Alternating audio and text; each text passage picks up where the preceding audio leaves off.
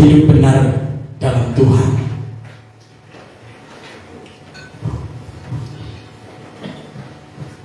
Hidup benar berarti tindakan hidup yang jujur, tanpa kepalsuan dan manipulasi, serta selaras dengan kehendak Tuhan. Itu adalah arti daripada hidup benar, saudaraku. Dan terlebih dahulu, saudaraku, saya mau katakan kepada kita bahwa hidup benar ini, saudaraku, ini hanya terdapat di dalam kita yang sungguh-sungguh kepada Tuhan. Amin. Hidup benar ini, saudaraku, kita akan alami setiap hari, saudaraku. Dan hidup yang tidak benar juga bisa kita alami setiap hari, saudaraku. Tapi hari ini, saudaraku, saya mau saudara kita bersama-sama belajar lagi, saudaraku, dengan firman Tuhan, di mana hidup benar itu sangat penting bagi kita. Haleluya. Tadi saya sudah katakan, saudaraku, hidup benar itu berarti tindakan hidup yang jujur. Kalau nggak jujur, ada kawan kita nggak jujur, saudaraku, berarti dia belum benar. Berarti dia belum benar, saudaraku. Dan kalau ada pun, saudaraku, teman kita, walaupun kita sama-sama ke gereja, walaupun kita seumat, walaupun kita, saudaraku, sama-sama, saudaraku, terus mendengarkan firman Tuhan, tapi kalau dia tidak jujur, berarti dia belum benar. Amin. Jadi, saudaraku, supaya kita mengetahui bahwa yang pertama itu, saudaraku, hidup benar di hadapan Tuhan itu, saudaraku, kita harus benar terlebih dahulu, saudaraku. Kalau kita sudah mulai benar, saudaraku, melakukan kehendak Tuhan, maka semua, saudaraku, akan ngikut, saudaraku. Semua yang akan kita lakukan itu, saudaraku, akan lebih sempurna kalau kebenaran itu ada di dalam hidup kita. Dan yang kedua tadi, saudaraku, tanpa kepalsuan. Kita sudah dengar, saudaraku, 3 minggu yang lewat, saudara, ya? Ada iman palsu dan iman yang tidak palsu, saudaraku. Jadi di sini pun, saudaraku, ada, saudaraku, hidup benar ini, saudaraku, ada palsu. Dan ada juga, saudaraku, hidup benar memang benar-benar dalam Tuhan. Jadi hidup benar, saudaraku, tidak ada kepalsuan. Kalau ada kepalsuan, saudaraku, kita tidak akan bertahan di dalam mempertahankan hidup benar itu. Amin. Kita akan merasakan kelelahan. Segala sesuatu yang kita perbuat, saudaraku, kita akan merasa lelah kalau tidak benar-benar kita mau memang hidup di dalam kebenaran. Tadi selanjutnya, saudara, dia berkata, dan manipulasi ini semua membalikkan kata, saudara. Itu gak ada, saudara. Gak ada bagi kita. Jangan nanti kita katakan saya benar, saudara katakan, tapi saudara masih suka memanipulasi sesuatu kata, sesuatu perkataan, sesuatu nasihat. Itu gak bisa, saudara. Itu gak benar lagi, saudara. Tapi kalau kita selaras dengan kehendak Tuhan, itu adalah hidup yang benar. Amin. Kalau kita sudah selaras dengan kehendak Tuhan, berjalan dalam kehendaknya Tuhan, kita sudah hidup benar, saudara. Yohanes 14 ayat 6, saudara. Mari kita buka firman.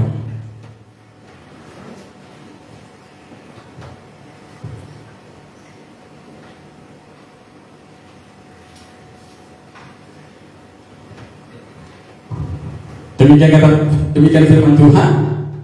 Kata Yesus kepadanya, akulah jalan dan kebenaran dan hidup. Tidak ada seorang pun yang datang kepada Bapa kalau tidak melalui aku. Di sini, saudaraku, kita ambil kata jalan dan kebenaran, saudaraku. Jadi kalau hidup kita, saudaraku, mau benar, Yesuslah jalannya terlebih dahulu, saudaraku. Amin. Yesuslah yang pertama di dalam hidup kita, supaya kita bisa hidup benar, saudara. Supaya kita bisa masuk ke dalam jalan yang benar itu. Tanpa dia nggak ada lagi jalan lain, saudara. Karena firman ini sudah berkata jelas, saudaraku, akulah jalan dan kebenaran dan hidup. Itu sudah dikatakan oleh Tuhan Yesus, saudaraku. Ini Tuhan Yesus sendiri yang mengatakan, saudaraku, akulah jalan dan kebenaran dan hidup.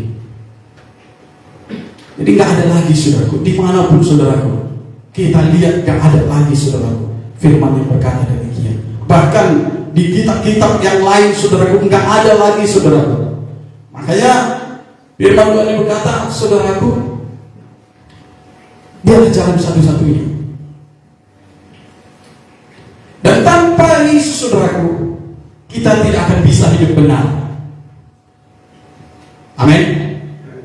Tanpa Yesus ada di dalam hidup kita, kita tidak akan bisa hidup benar.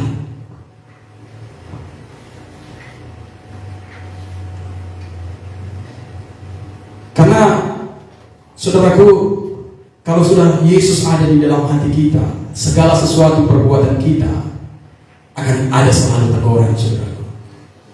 Kalau sudah ada Yesus di hati kita, apa yang mau kita perbuat, saudaraku, dia akan berbicara dalam hati kita.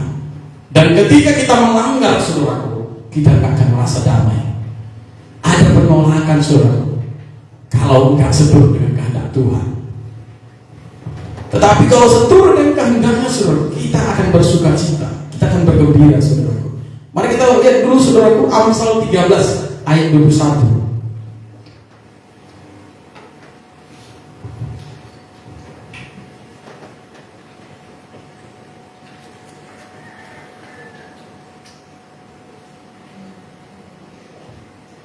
Orang berdosa dikejar oleh malapetaka, tetapi ia membalas orang benar dengan kebahagiaan. Kata ia, saudaraku, bahwa ini adalah Tuhan Yesus, Tuhan Bapa di sorga. Dia berkata, tetapi ia membalas orang benar dengan kebahagiaan. Jadi hidup kita, kalau sudah kita melakukan kebenaran, saudaraku, kalau kita hidup jujur di dalam keluarga, di dalam tetangga kita, bahkan saudara-saudara sekeliling kita, saudaraku, kalau kita hidup benar, kebahagiaan akan menjadi milik kita. Amin.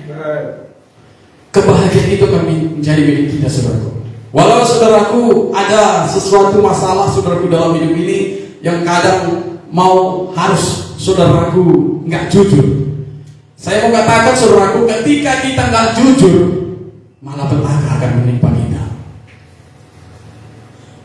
Malapetaka ini, saudaraku, adalah hal buruk yang akan terjadi dalam hidup kita. Jadi kalau kita memiliki perkataan yang berbohong, saudaraku, perkataan yang tidak jujur, perkataan yang tidak benar, nggak langsung hukumannya, saudaraku. Tapi akhirnya nanti, saudaraku, kita akan diketahui bahwa kita orang yang tidak benar. Jadi di sini, saudaraku, saya mau katakan, saudaraku, bagi kita semua di tempat ini, supaya kita hidup benar di hadapan Tuhan, kita hidup jujur di dalam Tuhan. Amin. Gimana, saudaraku? Minggu yang lewat, saudaraku, ibadah itu adalah yang harus kita lakukan. Kita tahu itu hal benar, tapi kita tidak lakukan. Minggu lewat, saudaraku, siapa yang ingat judulnya firman Tuhan?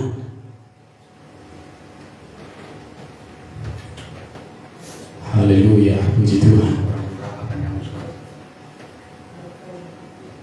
Minggu yang lewat, ya, orang durhaka akan dihanguskan. Di dalam Ibrani, terbuka dulu, saudara, biar saudara ingat, jangan lepas-lepas saja di firman Tuhan, saudara, ya. Ibrani 10 ayat 27, 23 ya. Tengok dulu, ya, Ibrani. Saya pun sudah hampir lupa, saudara. Ibrani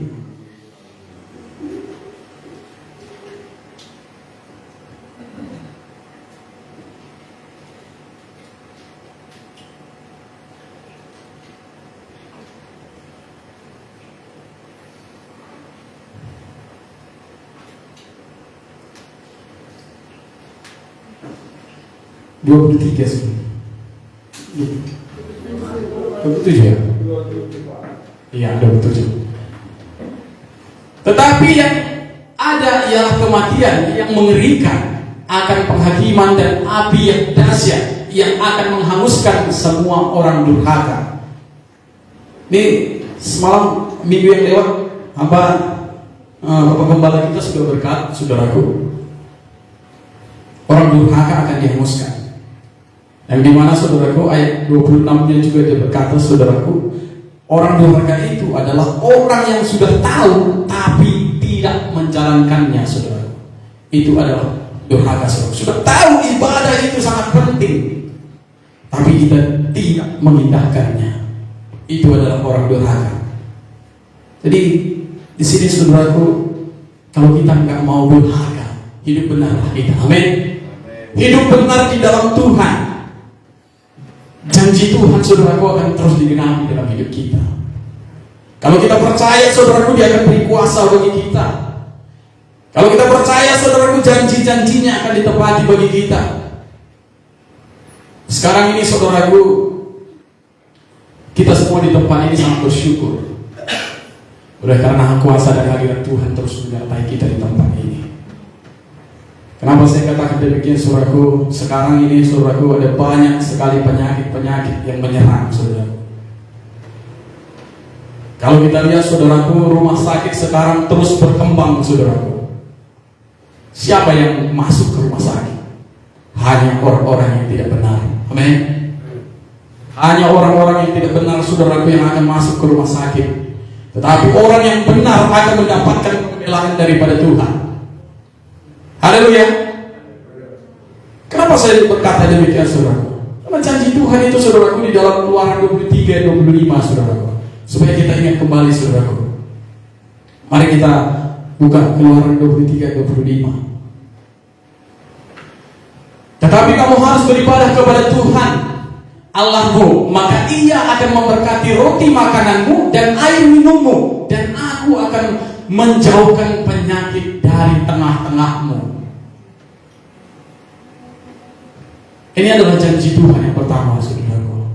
Kalau kita beribadah kepada Tuhan, kalau kita tidak durhaka terhadap Tuhan, kalau kita sudah benar di hadapan Tuhan, pasti kita akan datang memuji Tuhan. Amin. Dan janjinya itu akan dia tepati kalau kita, saudaraku, mau berjalan dalam keadaannya, saudaraku. Saya mau contohnya, saudaraku, seorang anak, saudaraku, kalau kita menyuruh dia, selalu dia mau, pasti apa yang dia minta, saudaraku, kita akan langsung berikan. Amin. Kalau kita suruh dia, ambilkan itu nakku, langsung dia ambilnya. Bawakan ini nakku, langsung dibawanya. Pasti kita pun, saudaraku, di saat dia meminta sesuatu kepada kita, kita akan langsung, saudaraku, memberikannya. Artinya kita langsung bicarakan yang terbaik bagi dia, saudaraku. Jadi Tuhan pun demikian, saudaraku. Kalau kita beribadah kepada Tuhan, apapun yang akan kita minta, Tuhan akan berikan. Amin.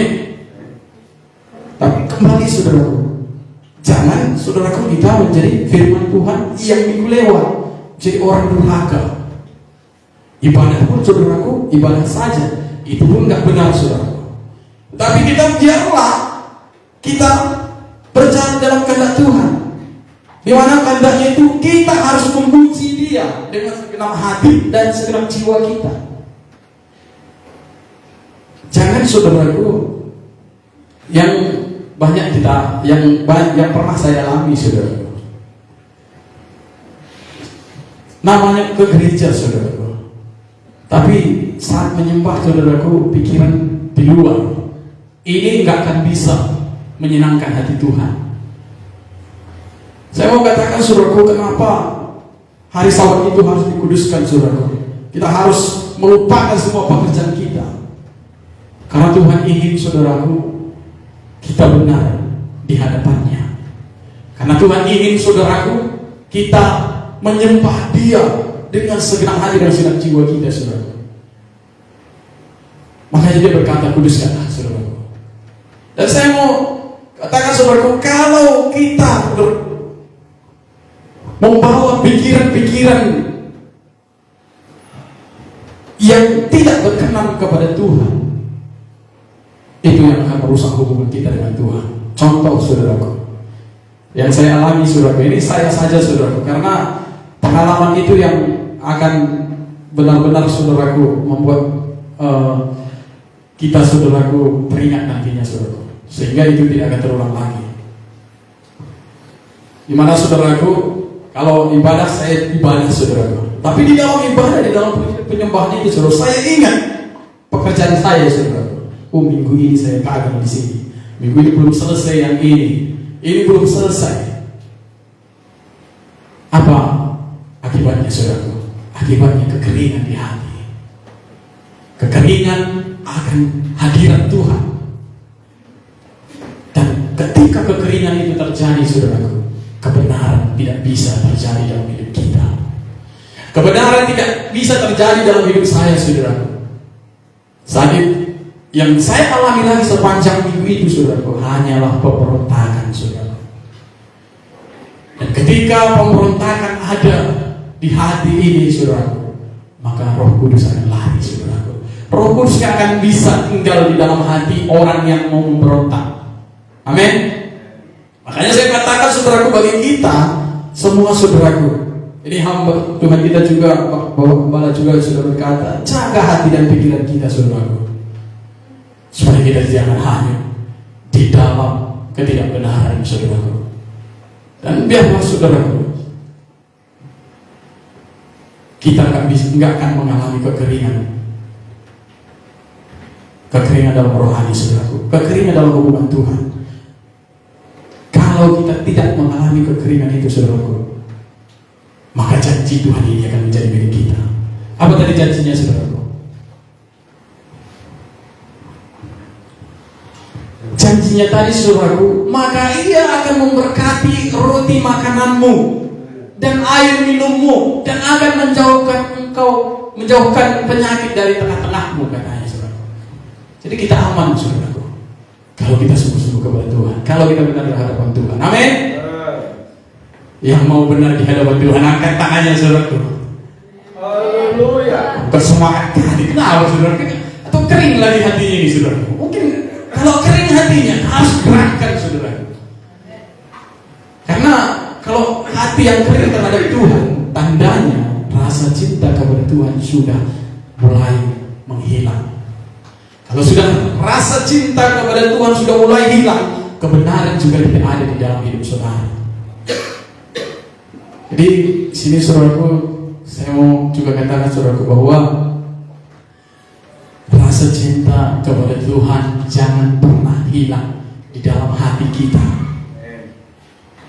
Jangan sempat pikiran kita membawa kehanyutan kita saudaraku daripada kehendak Tuhan. Yang namanya saudaraku, kita tadi saudaraku tidak mengalami rasa cinta lagi kepada Tuhan, maka penolakan itu akan terjadi dalam hidup kita. Saya tidak mau saudaraku itu akan terjadi bagi kita. Makanya saya katakan kepada kita semua di tempat ini, mari kita jaga hati kita. Kita jaga terus kehidupan kita supaya kita benar di hadapan Tuhan. Amin. Haleluya. Dan ayat yang ke-26,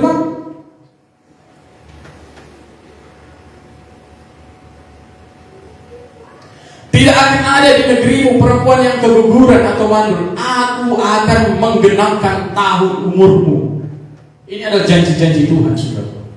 Jadi kalau belum tergenapi bagi saudara, mari dekatkan diri kepada Tuhan terus. Datang kepada Tuhan, bawa hati yang terus mau menyembah Tuhan, terus mau tinggikan agungkan Tuhan, terus senangkan Tuhan dengan pujian dan penyembahan kita, supaya hatinya tergerak. Amin.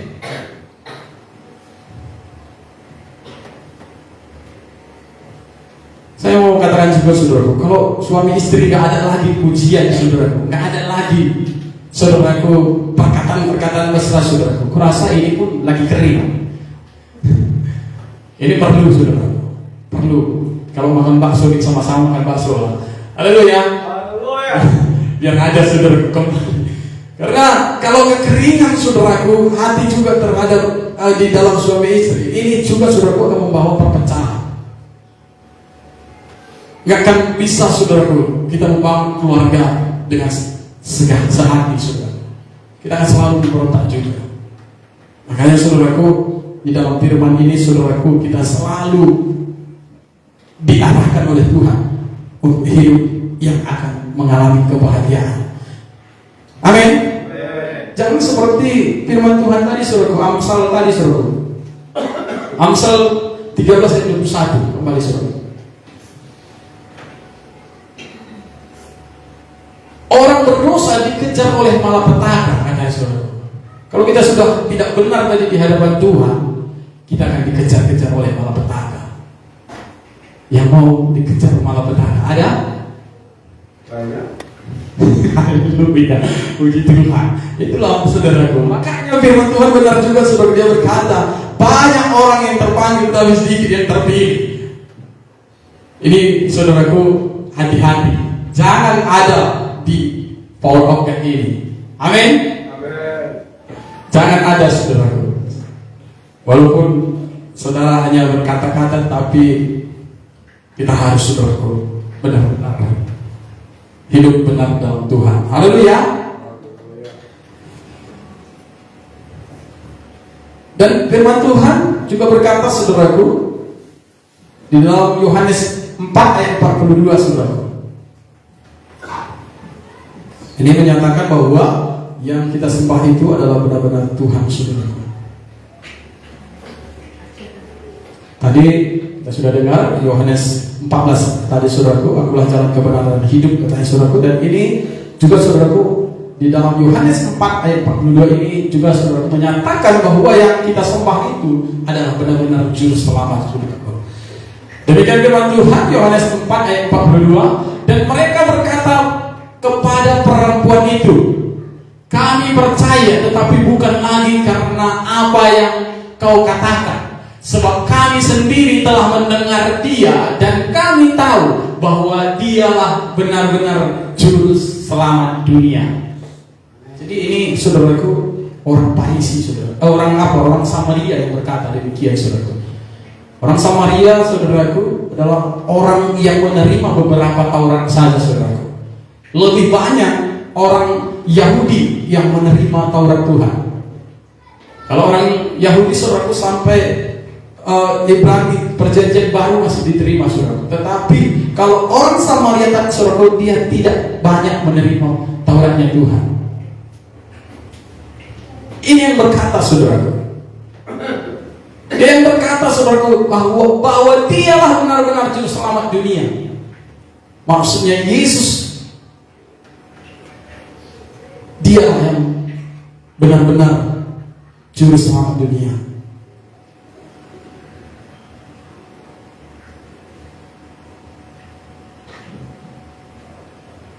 Dan kenapa dia berkata demikian saudaraku? Karena ada banyak mujizat yang terjadi bagi orang-orang Samaria saudaraku. Mari kita buka saudaraku. Ini juga yang terjadi bagi orang-orang Samaria saudaraku. Lukas 17 ayat 11 saudaraku.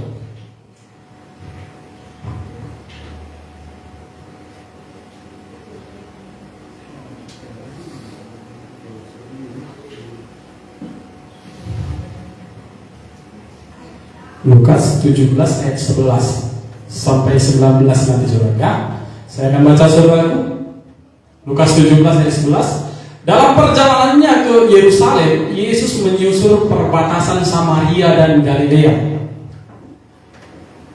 Ketika ia memasuki suatu desa, datanglah 10 orang kusta menemui dia. Mereka tinggal berdiri agak jauh dan berteriak, Yesus, Guru, kasihanilah kami. Lalu ia memandang mereka dan berkata, pergilah, perlihatkanlah dirimu kepada imam-imam. Dan sementara mereka di tengah jalan, mereka menjadi tahir. Seorang dari mereka ketika melihat bahwa ia telah sembuh, kembali sambil memuliakan Allah dengan suara nyaring. lalu tersungkur di depan kaki Yesus dan mengucap syukur kepadanya. Orang itu adalah seorang Samaria. Lalu Yesus berkata, bukankah ke-10 orang tadi semuanya telah menjadi tahir? Di manakah yang 9 orang itu? Tidak ada di antara mereka yang kembali untuk memuliakan Allah selain daripada orang asing ini. Lalu ia berkata kepada orang itu, berdirilah dan pergilah, imanmu telah menyelamatkan engkau. Jadi saudaraku, kita saudaraku yang banyak Taurat kita terima, saudaraku, jangan heran. Walaupun 100 orang sembuh di sini, 1 orang datang, nggak heran, saudaraku. Karena ini saudara, firman Tuhan sudah ada. 10 orang disembuhkan, saudaraku, hanya 1 orang yang mau hidup benar. 10 orang yang datang kepada dia, saudaraku. Dan nggak susah, saudaraku. Nggak susah syaratnya tadi. Tuhan berkata, saudaraku. Ayat berapa tadi dia berkata, pergilah, perlihatkanlah dirimu kepada imam-imam, katanya tadi, saudara. Ayat berapa? Ya, ayat ke-14. Pergilah, perlihatkanlah dirimu kepada imam-imam, dan sementara mereka di tengah jalan, mereka menjadi tahir. Nggak susah, saudaraku. Apa yang diperintahkan oleh Tuhan. Yang masalahnya, yang susahnya, saudaraku, kita dalam mengikut Tuhan ini, saudaraku, kita mau hidup semau kita.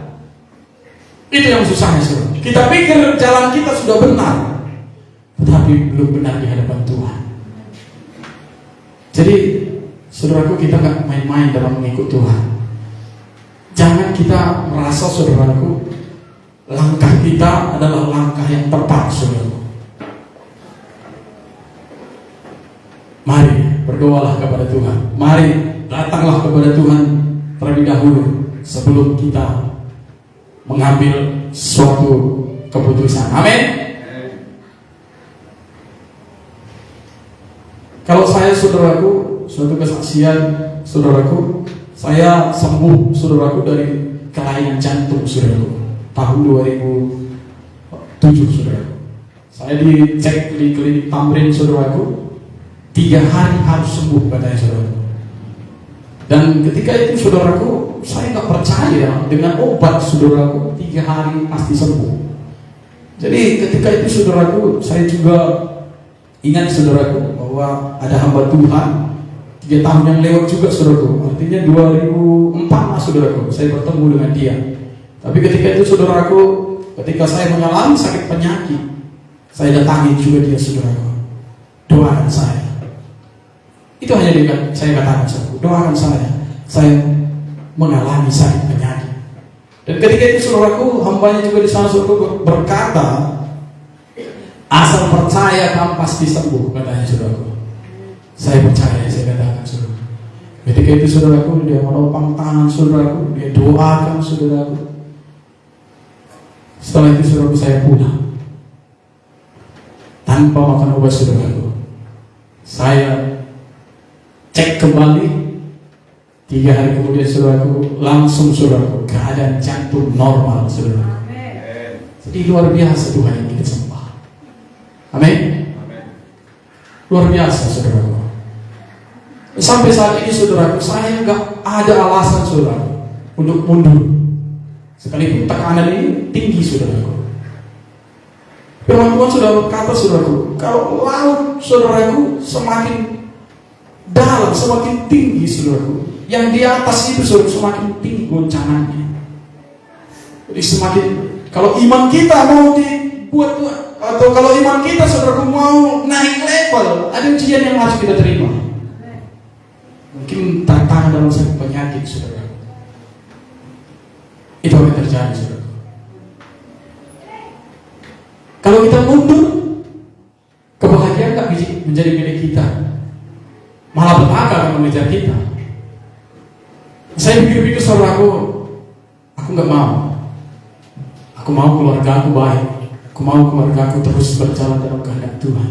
Aku mau anakku terus bersama-sama nantinya melayani Tuhan. Itu yang aku inginkan, saudara.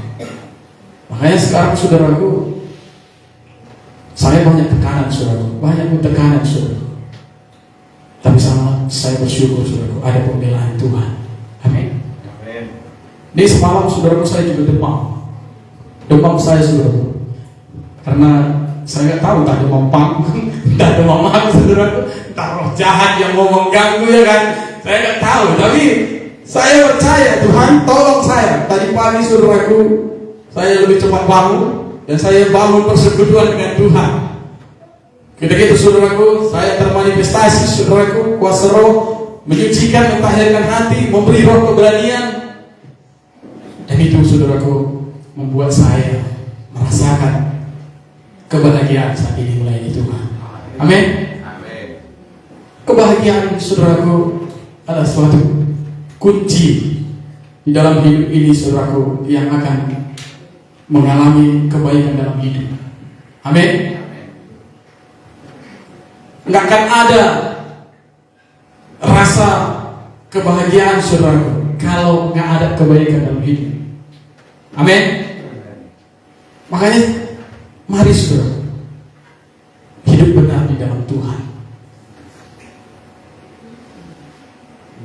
Jangan mudah menyerah, karena kita dibentuk bukan menjadi orang-orang, tapi kita dibentuk untuk orang-orang yang akan terbaik, orang-orang yang terpilih. Amin.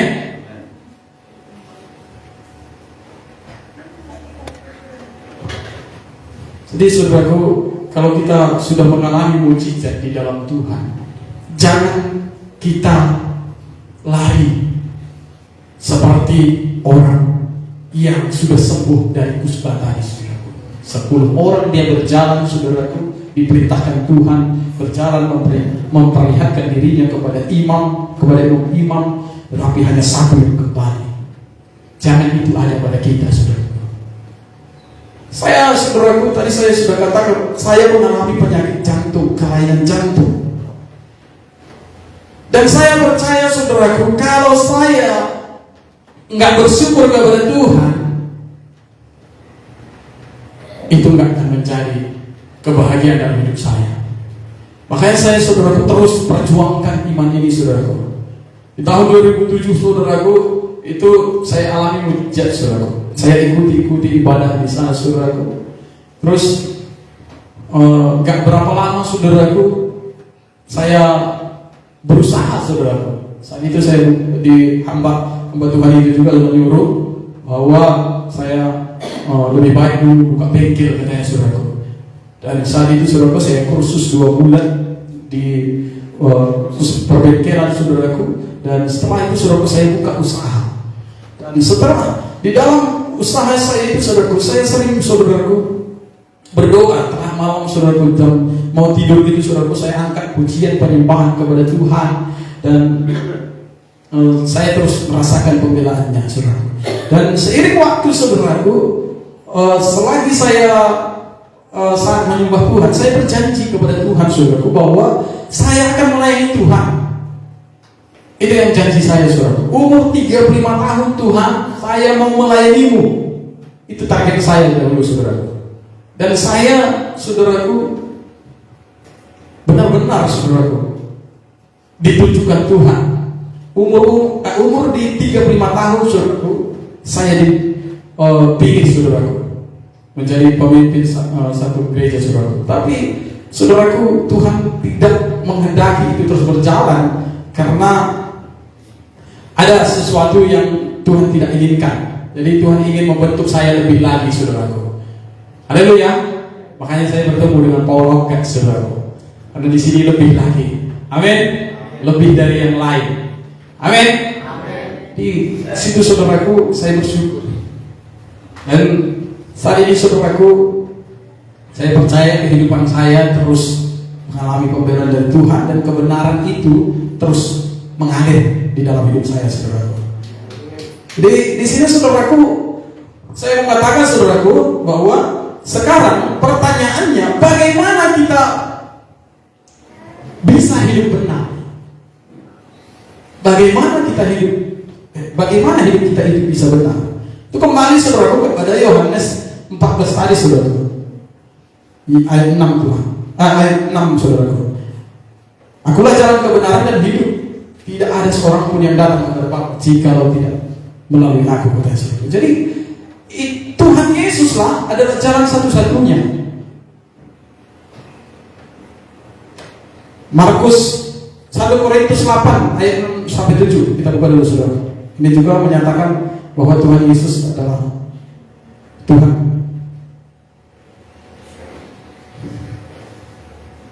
Satu Korintus 8 ayat 6 sampai 7.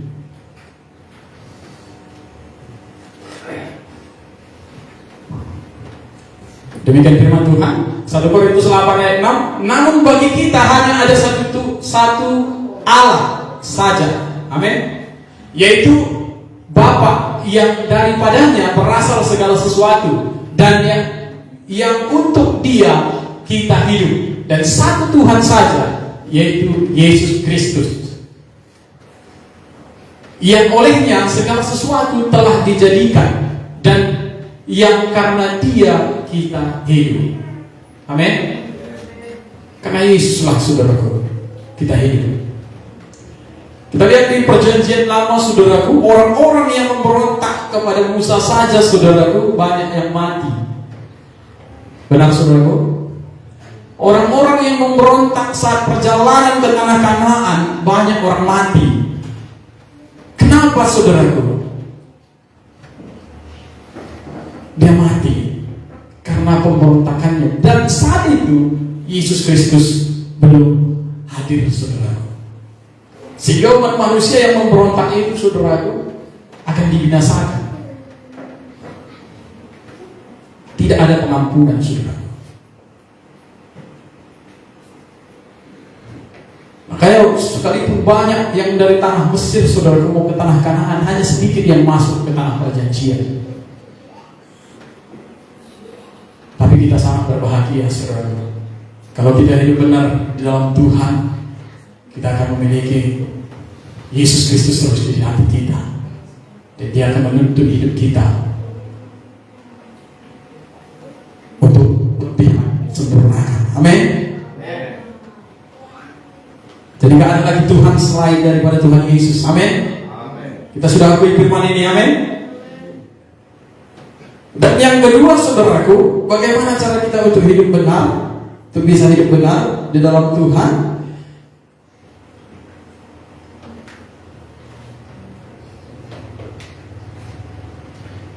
Kita harus memperbaharui budi pekerti kita saudaraku. Pembaharuan budi kita. Mari kita lihat Roma 12 ayat 2.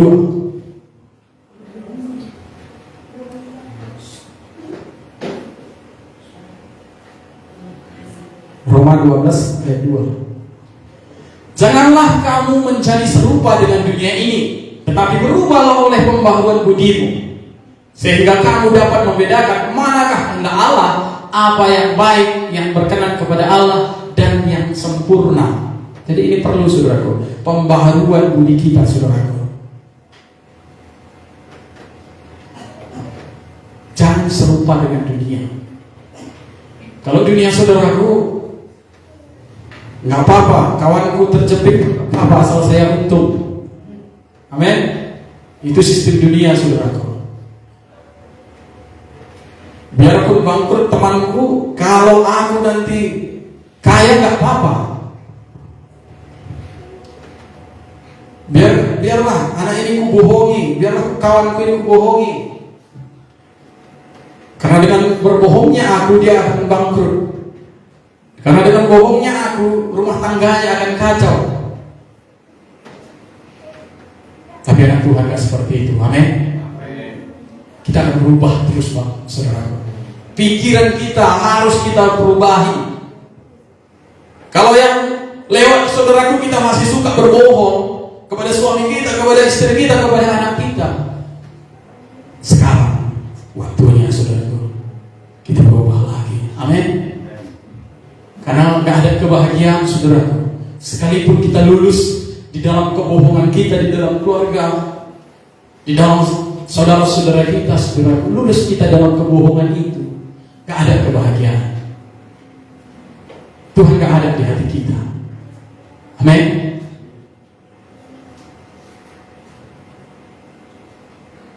Ini adalah cara kedua, saudaraku, untuk kita hidup benar. Jadi setiap hari kita harus berpikir, saudaraku, apa yang berkenan kepada Tuhan itu. Jangan berkenan kepada manusia, saudaraku.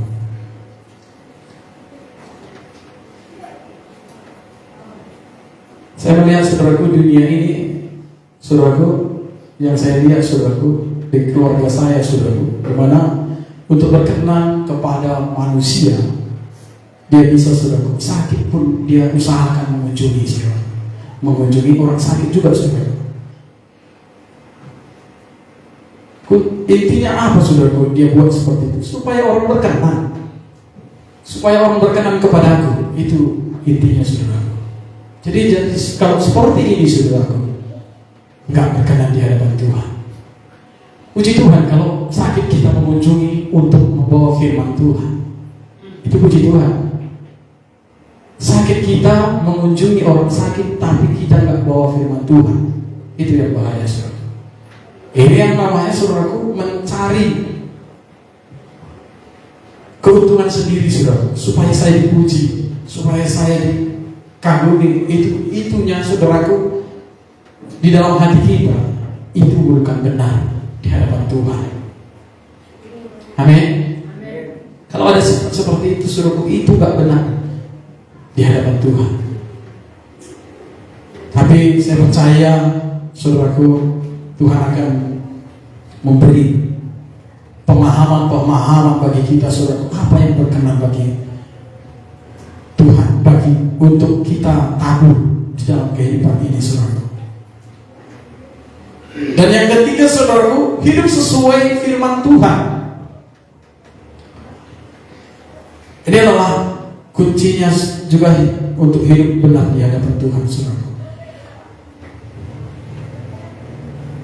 Mazmur 119 ayat 105.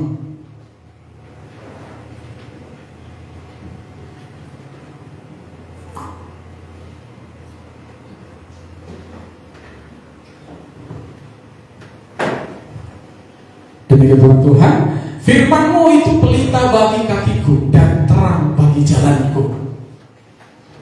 Jadi kalau kita mau, saudaraku,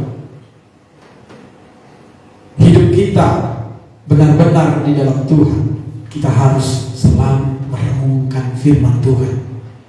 Amin. Kita harus selalu merenungkan firman Tuhan siang malam, katanya, saudaraku. Harus kita renungkan, saudaraku.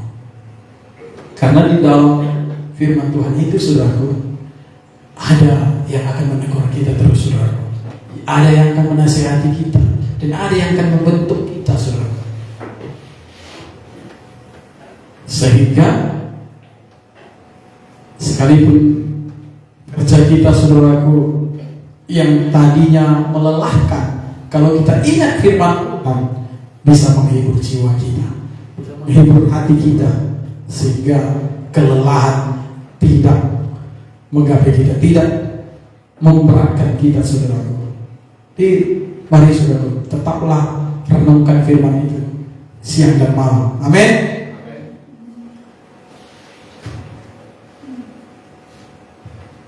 Yohanes 8 ayat 31.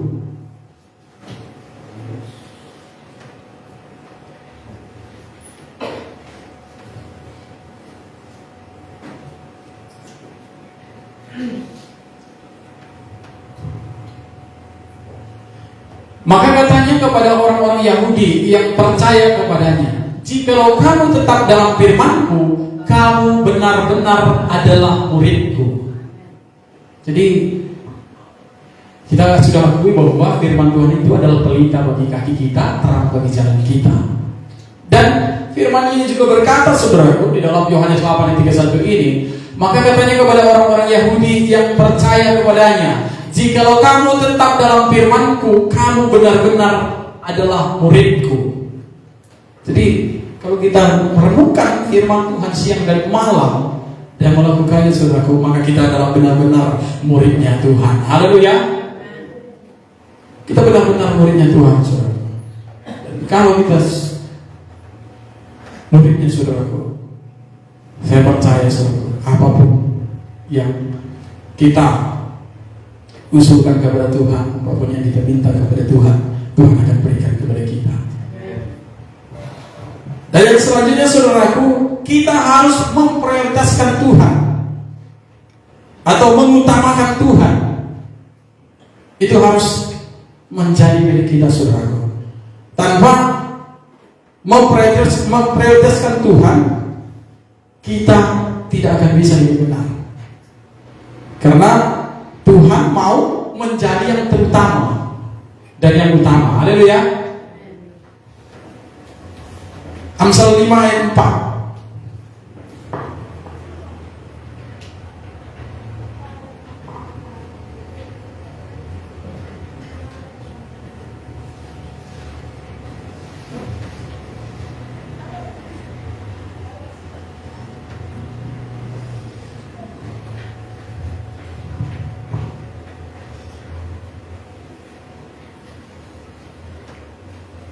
Oh salah, Amos saudaraku. Mohon maaf, Amos 5 ayat 4.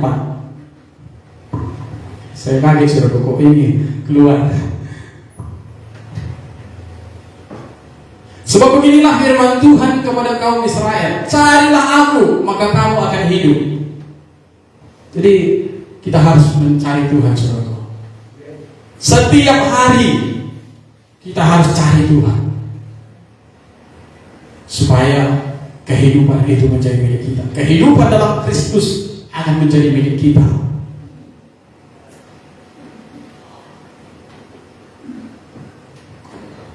Dan kalau saudaraku, kehidupan Kristus menjadi milik kita, maka kita sudah benar-benar di hadapan Tuhan.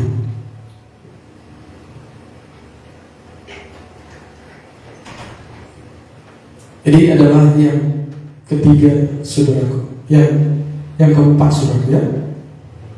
Kita harus prioritaskan Tuhan, kita harus utamakan. Kalau di pagi hari saudaraku kita bangun dari tidur kita harus terlebih dahulu bersyukur kepada Tuhan. Jangan kita mengutamakan pekerjaan-pekerjaan kita, karena hal itu tidak menyenangkan bagi hati Tuhan. Haleluya.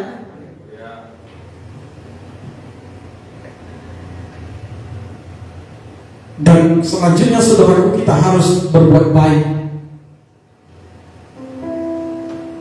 Itu harus kita lakukan supaya kita benar-benar hidup di dalam Tuhan. Kita harus hidup supaya kita hidup benar di hadapan Tuhan.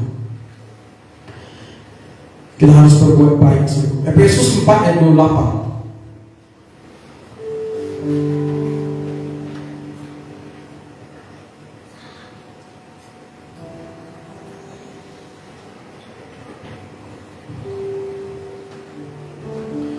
Demikian firman Tuhan, Efesus 4:28. Orang yang mencuri, janganlah ia mencuri lagi, tetapi baiklah ia bekerja keras dan melakukan pekerjaan yang baik dengan tangannya sendiri, supaya ia dapat membagikan sesuatu kepada orang yang berkekurangan. Intinya saudaraku, kita harus berbuat baik, jangan berbuat jahat lagi. Amin. Hal mencuri ini saudaraku adalah perbuatan jahat. Jangan kita berkata ini kecilnya, ini enggak seberapanya untuk dia, ini enggak pentingnya bagi dia. Jangan ada perkataan itu timbul di dalam hati kita saudaraku. Seberapa banyaknya, seberapa sedikitnya saudara, kalau namanya mencuri itu tidak berbuat baik. Amin. Itu enggak berbuat baik saudara. Jadi yang baiknya saudaraku, baiklah kita bekerja.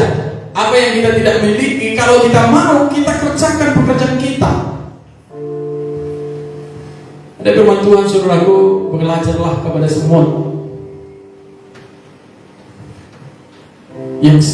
yang mengumpulkan makanan pada musimnya saudaraku. Sedikit demi sedikit dia antar semua saudara. Dia kumpulkan. Dan demikian juga kita, saudaraku, supaya kita bisa hidup berbuat baik, saudaraku. Mari bekerjalah, saudaraku, sesuai dengan kehendak Tuhan. Amin. Puji Tuhan, saudaraku. Sebenarnya masih panjang, saudaraku, tapi waktu tak mengizinkan lagi. Saya serahkan kepada hambanya. Haleluya.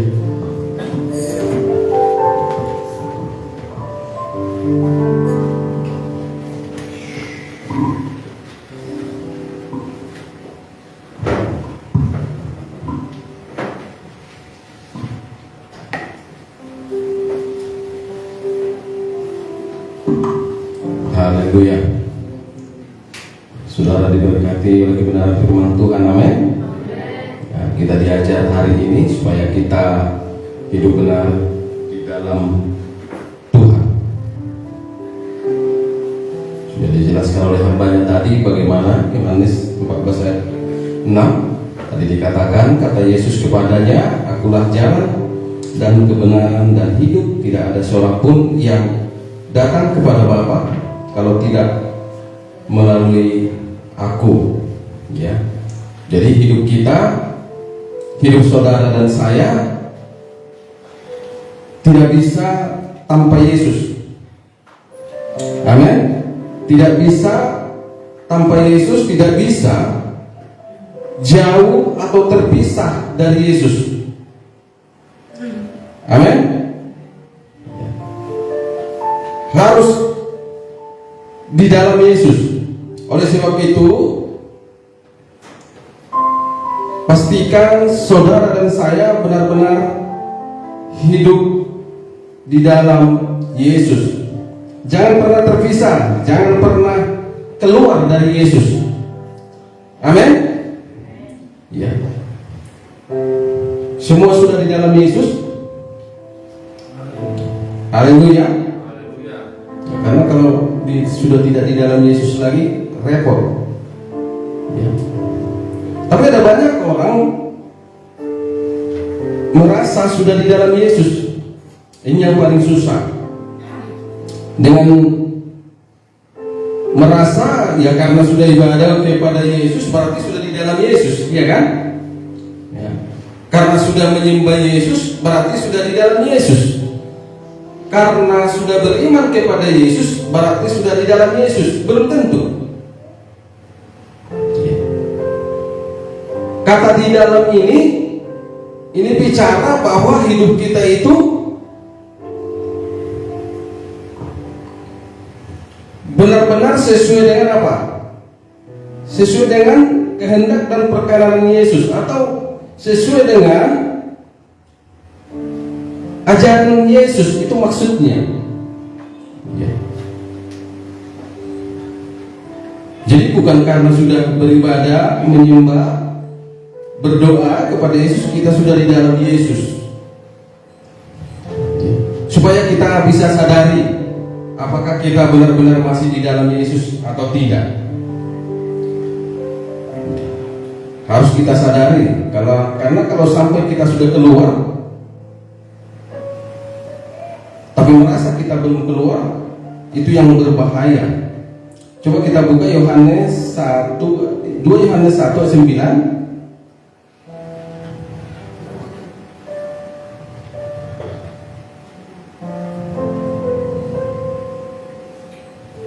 Apa kata situ? Setiap orang yang tidak tinggal di dalam ajaran Kristus, tetapi yang melangkah keluar dari situ, tidak memiliki Allah. Barang siapa tinggal di dalam ajaran itu, ia memiliki Bapa ataupun anak. Bapa ataupun Yesus, anak itu adalah Yesus. Ya. Jadi bicara tinggal di dalam Yesus itu ada hidup di dalam Yesus, hidup di dalam ajarannya. Itu maksudnya, supaya kita pahami. Ya, bukan kita masuk ke dalam tubuhnya Yesus, bukan. Ya, hidup di dalam ajarannya. Ya, itulah yang disebut hidup di dalam Yesus, hidup di dalam Kristus. Ya, makanya tadi ada kata kebenaran. Iya kan? Kita udah belajar kebenaran adalah firman. Firman adalah ajaran Kristus. Lalu ada kata hidupnya. Jadi hidup di dalam kebenaran, hidup di dalam firman, hidup di dalam Yesus, itu maksudnya. Ya. Dari tema tadi, hidup benar di dalam Tuhan. Jadi memang kita nggak bisa jadi orang yang benar.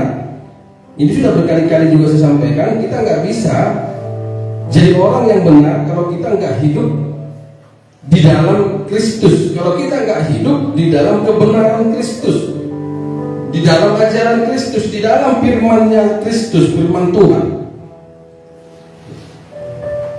Apapun ceritanya. Jadi intinya semuanya kembali kepada hidup di dalam Dia, di dalam Yesus, dalam Kristus, dalam kebenarannya, baru kita benar. Kalau hanya ibadah-ibadah, berdoa, tapi nggak mau di dalam ajaran Kristus, nggak dia hidupi, nggak bisa benar. Makanya ada banyak penyembah, pemuji penyembah, para pendoa-pendoa, ya nggak benar, karena nggak hidup di dalam kebenaran. Dia nggak hidup di dalam kebenaran itu, ya. Makanya susah jadi benar dan bisa menjadi sebuah kesombongan, ya.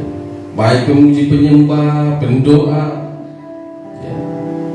Makanya banyak rata-rata pemuji dan penyembah, baik juga para pendoa, itu susah ditegur. Kenapa?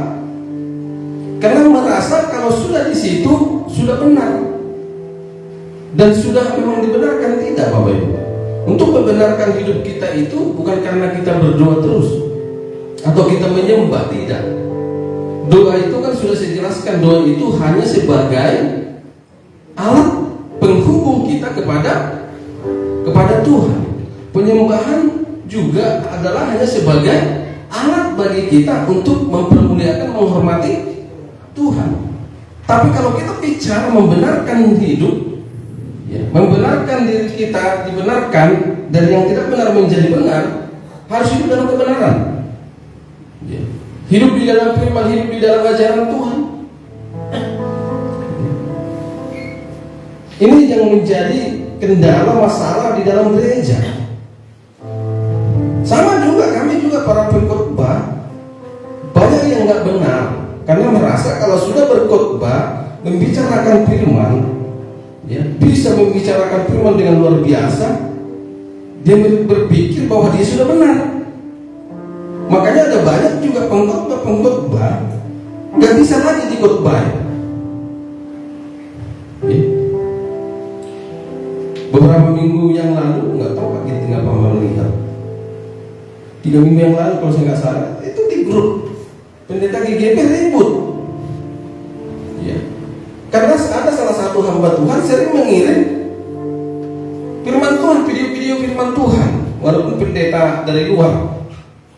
Nah, karena terlalu sering ada yang jengkel, protes, akhirnya ribut. Ya. Itu malam, baru saya ditelepon. Saya yang bilang, ini susahnya kalau kita hanya khotbah, tapi kita nggak hidup di dalam yang kita di dalam khotbah itu. Akhirnya merasa sudah benar, tidak perlu lagi dikhotbah itu.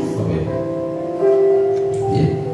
Sebenarnya sederhana, saya bilang, keributan itu hanya di situ aja, hanya merasa sudah tidak perlu lagi dikhotbah, sudah tidak perlu lagi dengar khotbah, karena dia sudah merasa benar, karena dia pengkhotbah. Ya. Nilai daripada kebenaran itu bukan di situ, kita benar atau tidaknya bukan di situ, bukan pada ritual, ya. Tapi pada apa? Bagaimana kita menghidupi ajaran itu.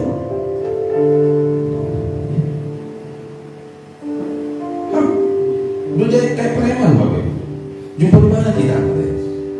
Malam ini juga jadi gitu ya. Setelah saya bicara baru semua apa itu dihapus. Udah hapus kalian itu nanti batu sandungan sih. Ya, sampai segitunya. Ya. Saya bilang, gimana kalian memenangkan jiwa? Kalian saja nggak bisa dikhotbahin udah merasa benar. Saya bilang pantasan gini enggak berkembang, ya kan? Gimana mau berkembang? Ya.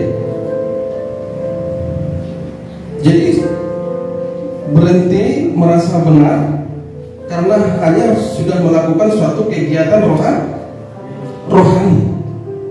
Jadi bukan dalam kegiatan rohani itulah gambaran kita sudah benar, tidak.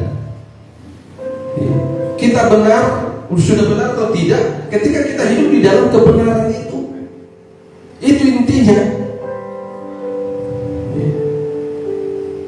Supaya saudara dan saya, pelayan-pelayan di tempat ini tetap rendah hati, ya, tetap bisa menerima firman Tuhan. Jangan ditiru-tiru yang lain. Banyak rata-rata seperti itu. Saya juga pernah tegur seorang WL karena saya lihat posting-postingannya di Facebook duniawi, Bapak. Padahal dia seorang WL di gereja besar, ya, luar biasa. Jadi dia jadi merasa benar karena dia WL di gereja yang besar dengan peralatan yang lengkap, lampu-lampu. Jadi ketika dia memuji dan menyembah, dia merasa orang bersuka cita itu karena lawatan Tuhan dia punya urapan. Itu yang membuat dia jadi sombong. Saya bilang, dari mana kamu tahu? Pastikan bahwa ketika kau menyembah dan memuji yang di depan itu dilawat Tuhan dan mengalami hadirat Tuhan. Bisa aja karena peralatan kan?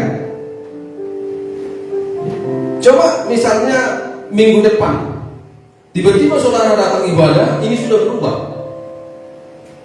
berubah dia, kiri kanan pakai peredam, aspesnya tiba-tiba saya ganti, altarnya tiba-tiba cantik, ada lampu-lampu, tiba-tiba keyboard kita tambah satu yang mahal. Saya mau tanya, kira-kira sukacita saudara hari ini sama hari Minggu besok beda nggak? Beda. Boleh nggak itu saya katakan itu bahwa saudara mengalami hadirat? Nggak bisa. Nah disinilah banyaknya terjebak gereja. Makanya ya sama seperti tadi, banyak gereja melakukan tipuan, melakukan manipulasi hadirat dengan cara-cara lahiriah. Dengan menciptakan apa? Kemewahan-kemewahan di bait suci. Kemewahan-kemewahan yang bisa memancing semangat sukacita lahirnya umat Tuhan yang datang. Coba paling gampang memancing lahiriah kita, betul nggak? Memancing bagaimana supaya sukacita. Contoh kecilnya aja, sesedih-sedihnya orang, lagi sedih dia nih, saudara tiba-tiba tawarin ajak makan. Apalagi ngajak makannya ke tempat yang nggak pernah dia belum pernah ke situ, tempat yang mewah, mahal, makanannya enak. Pasti dalam waktu hitungan sekian detik dia bisa sukacita, bisa Bapak. Tapi sukacita yang ditawarkan melalui cara-cara lahiriah. Beda dengan orang yang tadinya bersedih, tiba-tiba ya, ketika dia dibawa menyembah walaupun keadaannya situasinya sederhana, itu baru benar. Balik lagi seperti saya katakan selalu, Pentakosta zaman dulu hanya dengan model-model gitar pun bisanya orang dilawat, iya kan?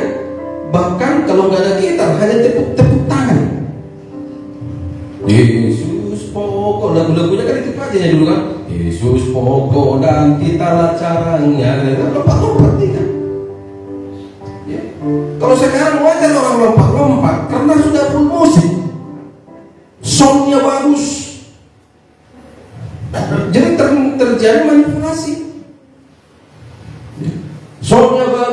ruangannya mewah, AC-nya dingin, wangi. Udah saya bilang segila-gilanya orang kalau masuk ke tempat mewah hilang gilanya. Makanya segila-gila orang gila berani nggak masuk ke tempat mewah. Justru dia bisa jadi malas di situ kan ngomong dia.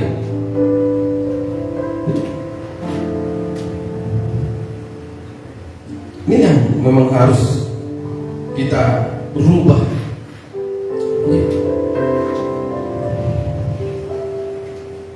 Makanya selalu saya katakan, saya akan berusaha terus mengembangkan gereja ini kalau bisa jangan ada manipulasi.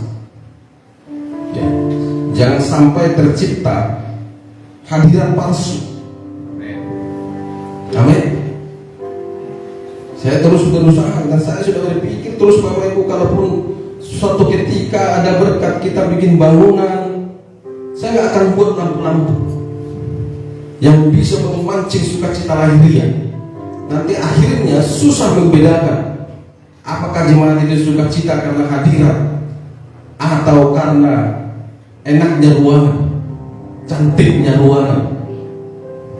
Ya. Padahal lampu-lampu itu pun bisa memancing ini. Ya. Makanya kalau kita ke diskotik, stres apa orang bisa jadi hilang stresnya, ya kan?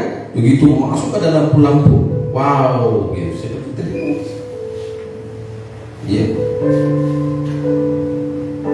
Bahkan saya sebenarnya berpikir kalau bisa, ya, kalau bisa, nggak usah pulpen, tetap dalam keadaan sederhana satu keyboard supaya kelihatan bahwa si jemaat itu sukacita bukan karena fasilitas, karena memang benar-benar mereka mengalami Tuhan. Ada banyak hal yang bisa memanipulasi kita seolah-olah di lawak Tuhan mengalami hadirat Tuhan, padahal karena ada hal-hal lahiriah yang bisa memicu sukacita lahiriah saudara, termasuk juga keramaian.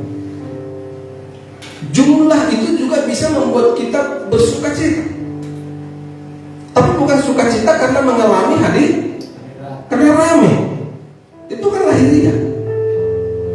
Makanya tadi pagi saya buat di beranda saya, kalau saudara beribadah, sukacita beribadah, sukacita menyembah,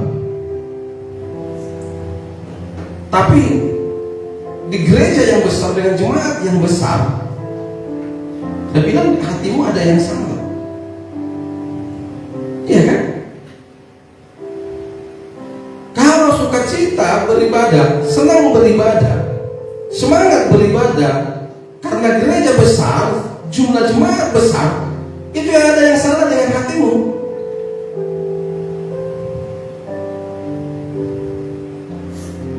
Maksudnya ini nangkap nggak kira-kira Bapak Ibu? Saudara nangkap nggak maksudnya? Iya. Karena Tuhan nggak pernah berjanji di dalam Alkitab satu ayat pun nggak ada Tuhan berkata bahwa dalam gereja besar dengan jumlah yang besar lah aku ada, nggak ada janjinya. Tuhan nggak pernah buat perjanjian ini. Tapi dia bilang 2-3 orang. Kenapa dia buat itu 2-3 orang?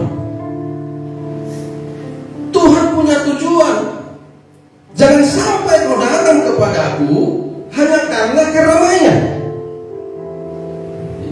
Kau datang ke bait suci, kau sukacita, senang hanya karena bait suci itu besar, orangnya ramai.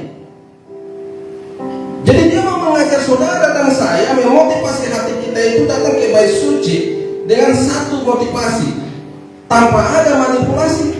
Apa itu? Kita tahu bahwa di tempat itu ada kehadiran Tuhan. Nangkap kira-kira? Ini yang nggak disadari.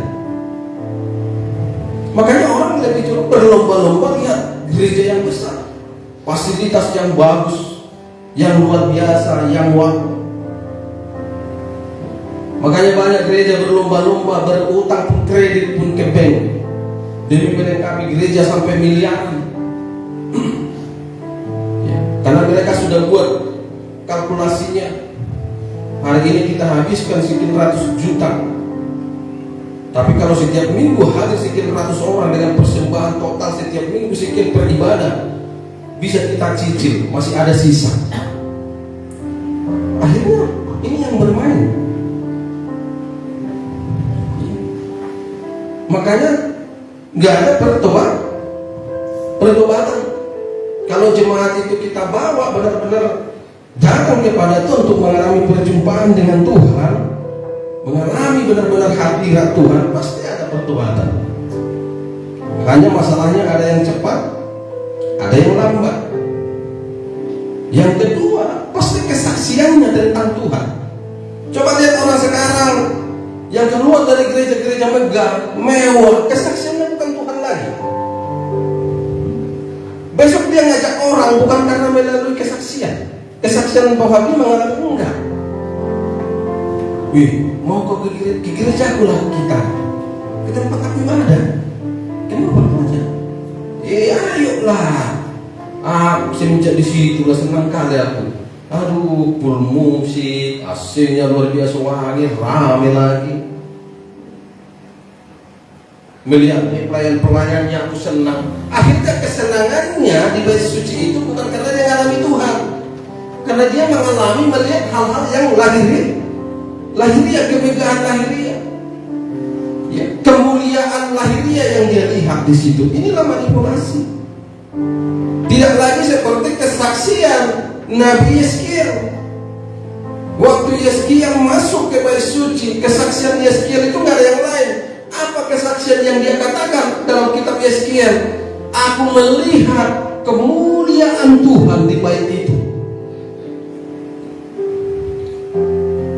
Orang sekarang kesaksiannya beda. Aku melihat pelayannya cantik-cantik, bajunya cantik-cantik, ya, cowoknya ganteng-ganteng. Iya kan? Kan itu sekarang kesaksian kan? Bukan lagi Tuhan yang disaksikan. Pun musik, wih, kulihat drumnya itu ku tengok, itu merek dari luar negeri. Pokoknya keren lah. Bahaya ini.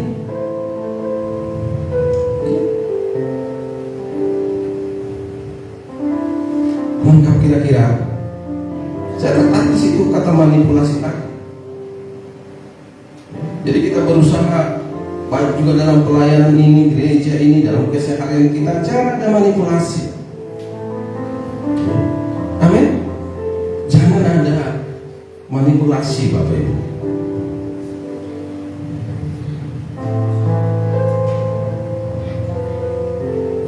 Haleluya.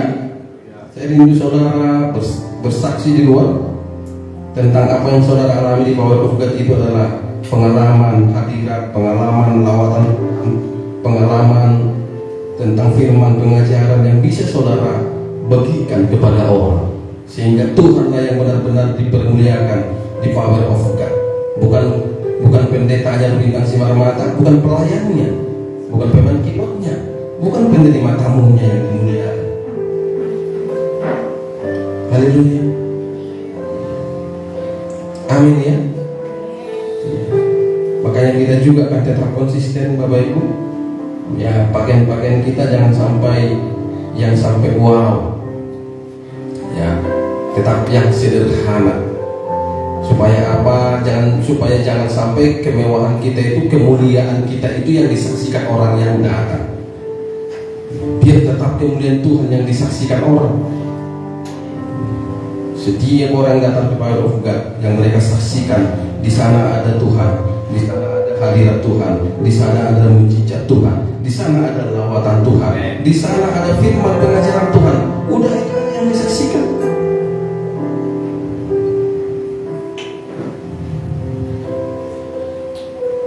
Karena kita mengatakan gak ada yang boleh yang kita muliakan selain daripada Dia.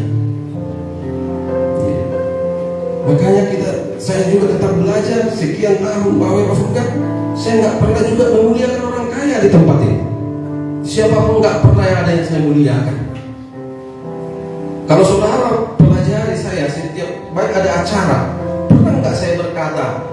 Misalnya kita ada Natal, kadang-kadang datang orang-orang. Pernah nggak saya berkata, ya saya hormati Bapak Jakobus, anggota Dewan, terima kasih banyak atas kehadirannya di Power of God. Pernah nggak? Karena itu nggak boleh. Kalau di Sopogoda boleh, Wisma. Tapi di bait suci jangan coba-coba. Ya.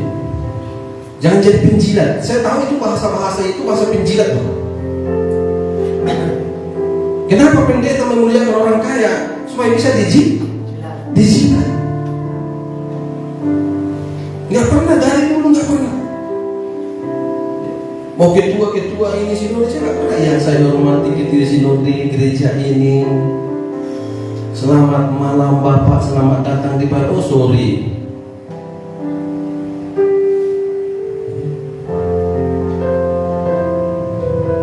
Amin. Jangan ada yang dimuliakan. Biarkan Tuhan yang dimuliakan. Di tengah-tengah rumah tangga juga biar Tuhan yang dimuliakan. Amin ya. Ini yang anak-anak muda, suatu saat kita kan nggak bisa jengkali saudara.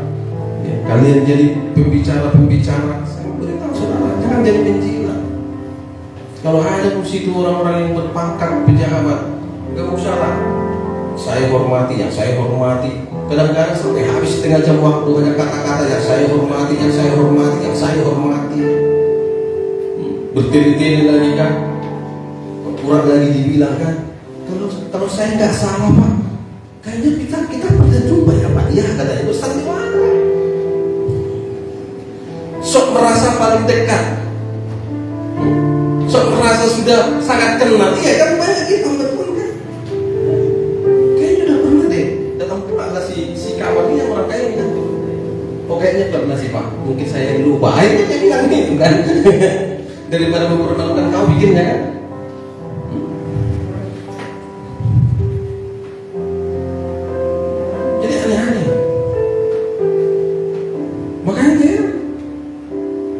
Penjilat itu ngeri. Kadang-kadang juga tadi malam saya lihat ada satu pendeta. Bayangin Bapak Ibu, dia hanya dapat sumbangan sekian meter kabel, di posting di Facebook. Ada kabel. Nah, ini saya kesini sini Pak Warwo aja 1000 meter, ternyata saya posting sepilih. Kabel untuk apa ya saya kurang tahu. Sampai harus diposting. Berkat Tuhan luar biasa. Terima kasih saya katakan buat Bapak Siani yang baik hati, karena sudah menyumbangkan kabel.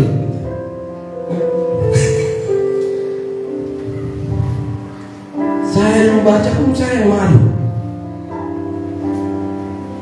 Tiap hari seperti itu.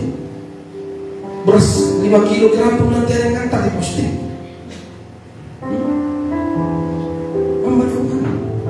Saya tahu maksudnya itu. Tahu nggak maksudnya kenapa di posting? Untuk menyenangkan si pembeli, supaya besok kasih lah. Karena dia tahu itu kan itu kan psikologi. Orang semakin disanjung semakin memberi. Nah saya nggak mau saudara memberi karena saudara saya sanjung. Berdosa saya. Maka saya minta maaf kalau saudara yang suka memberi, nggak pernah saya sanjung. Nanti saya berdosa, itu yang saya jaga. Saya nggak mau saudara memberi karena motivasinya saudara saya senangkan, tidak. Saya mau saudara memberi ke bait suci, ke rumah Tuhan, karena saudara menyadari bahwa Tuhan sudah baik bagi saudara. Haleluya. Dan saya mau saudara melakukan itu karena saudara sedang mentaati firman. Haleluya. Itu yang ada dalam hati Tuhan. Aku melakukan ini karena firman-Mu. Tuhan, aku melakukan ini karena aku mengasihi-Mu. Tuhan, aku melakukan ini karena aku menghormati-Mu. Amin. Karena kalau saudara melakukan itu karena aku, besok saudara kecewa pasti, dan saudara akan berhenti memberi. Iya kan?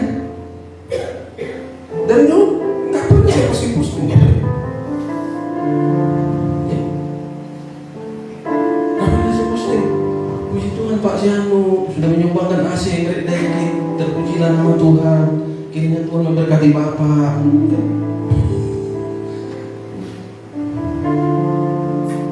Haleluya. Saudara pernah lihat nggak gitu di postingan? Makanya bikin pertemanan sama hamba Tuhan sebanyak mungkin supaya saudara nanti pokoknya kita ketawa saudara. Banyak cara-cara hamba Tuhan ini menjilat. Nanti udah tiba nanti ulang tahun, ikut-ikut dia seperti orang duniawi. Di fotonya dulu dia fotonya kan, selesai katanya. Selamat ulang, kan orang dunia pun gitu kan. Saya ucapkan selamat ulang tahun untuk diriku.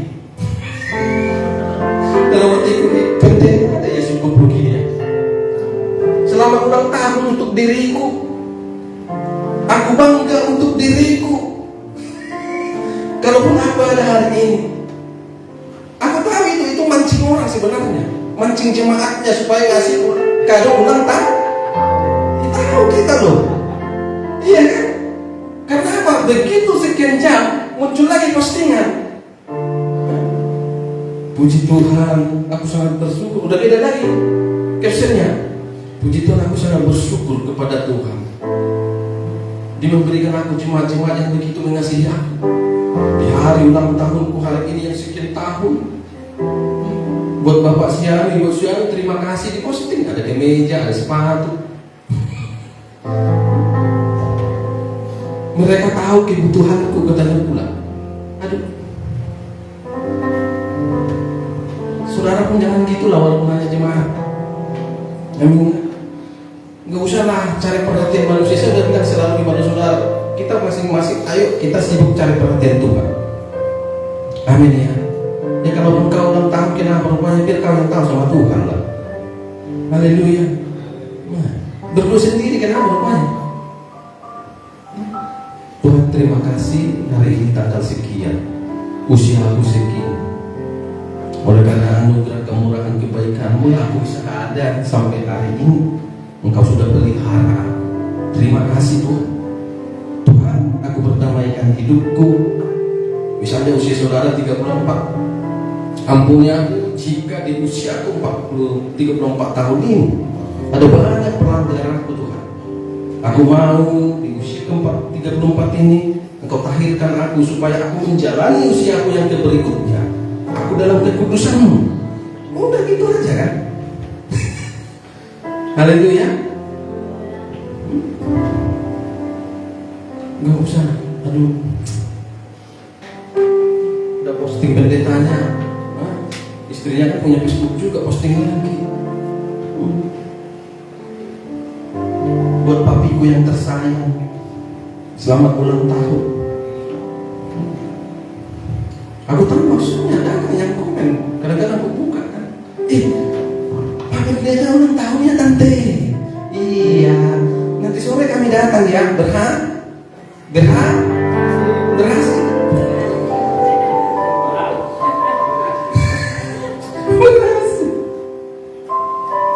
Saya dulu nggak pernah. Bahkan yang bikin selamat ulang tahun 40 bintang, ya nggak pas.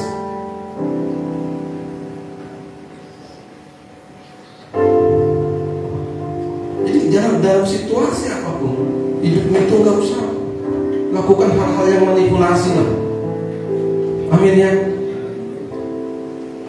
Kita sudah mengatakan toh sehebat apapun kita, Tuhan tahu maksud hati kita. Tahu.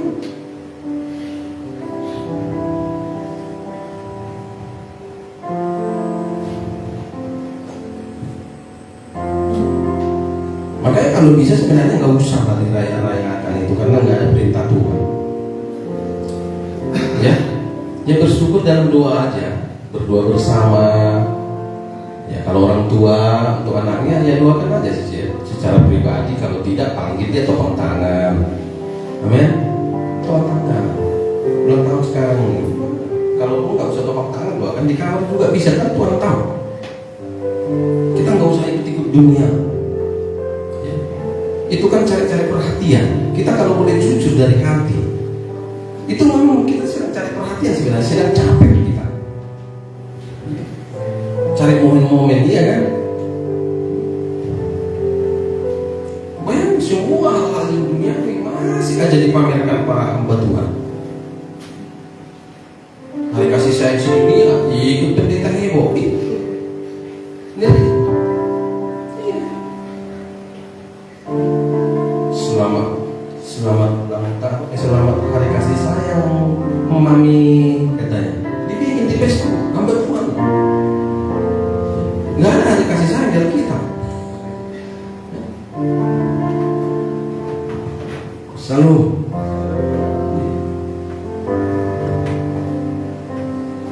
hari-hari apa biasanya lagi yang dipamer-pamerkan? Ada lagi hari bunga sedunia. Ada, saya lupa bulan berapa itu. Saya baru tahu beberapa minggu yang lalu. Ada seorang suami, dia beli bunga yang paling mahal, paling cantik, dan dibawa kepada istri. Selamat hari bunga sedunia. Biarlah istriku seindah bunga ini.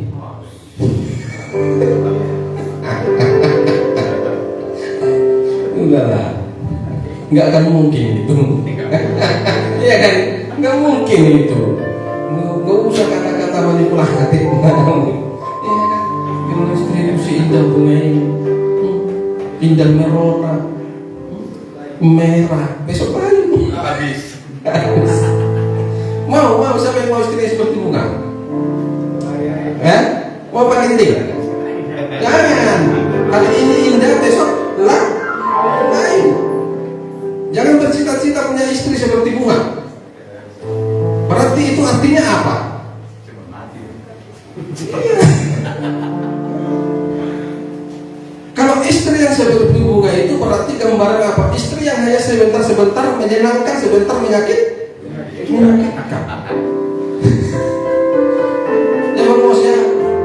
Jangan cita-citakan istri seperti bunga. Filosofi itu harus dipahami dengan dalam loh. Jangan jadi on. Sama juga. Jangan samakan pasangan itu seperti kue yang nikmat sebentar, setelah habis selesai nikmatnya. Ada gitu kan? Bawa kue yang mahal-mahal kan. Maaf pagi sayang. Papi aku senang deh katanya. Senangnya pada saat makan kue itu.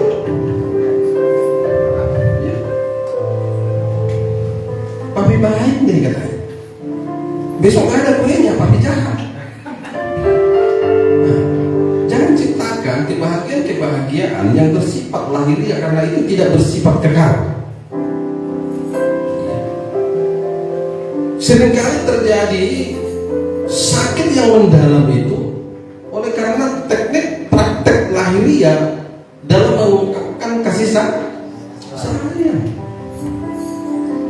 Besok-besok saudara nggak bisa kasih bunga, curiga dia, timbul kecurigaan, bertanya-tanya nggak selingkuh donaemon. Iya kan? Itu bisa loh. Biasanya si papi kalau hari kasih sayang kasih aku bunga. Ini dari perempuan lain yang aku percaya ini. Akhirnya apa? Ketika suami datang muka cemberut. Dalam gua soal nasi, nggak apa-apa.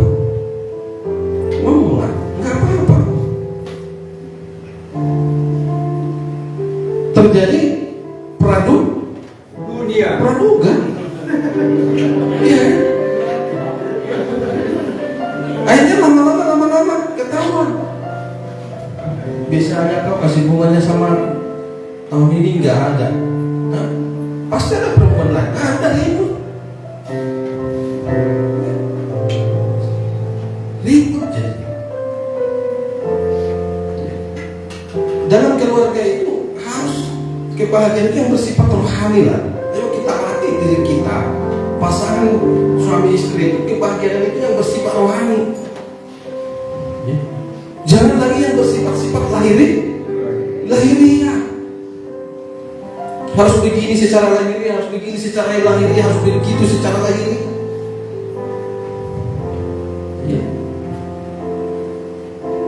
seringkali orang-orang gereja jadi batu sandungan suami istri di luar ya karena itu.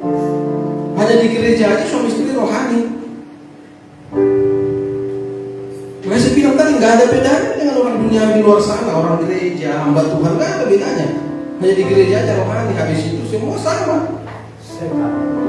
Istri duniawi di luar sana caranya menyenangkan suaminya cara duniawi, istri pendeta caranya cara duniawi. Sama semua.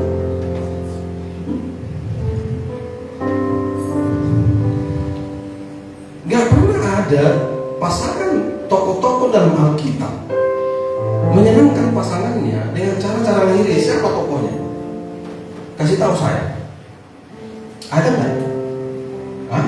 Tidak ada. Nggak.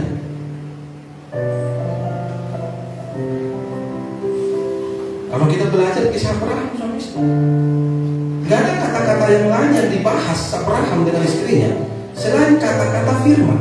Setiap hari yang mereka bicarakan apa kata Tuhan. Betul nggak? Ya. Itu aja. Nggak ada hal yang lain. Pokoknya yang mereka bicarakan sehari-hari apa kata Tuhan. Coba saudara tonton film, buka aja di YouTube. Film-film kenabian. Nggak ada yang mereka bahas yang lain. Semua berfokus kepada Tuhan. Makanya saya bilang minggu lalu, kalau saudara mau sepenuhnya pada Tuhan tapi tidak siap hal-hal lahiriahmu, kedaginganmu direnggut oleh Tuhan, saudara akan gagal, pasti gagal. Gagal nggak? Hah? Iya, benar gagal. Kita akan berhasil pengikutan kita akan Tuhan, kita akan berhasil di dalam Tuhan. Kalau kita izinkan kita benar-benar ditelan oleh Tuhan. Nggak ada lagi tempat bagi dunia ini, bagi kita. Itu maksudnya. Nggak ada lagi tempat bagi kedagingan kita, menyenangkan daging kita selain daripada menyenangkan Tuhan. Itu harus saudara pahami.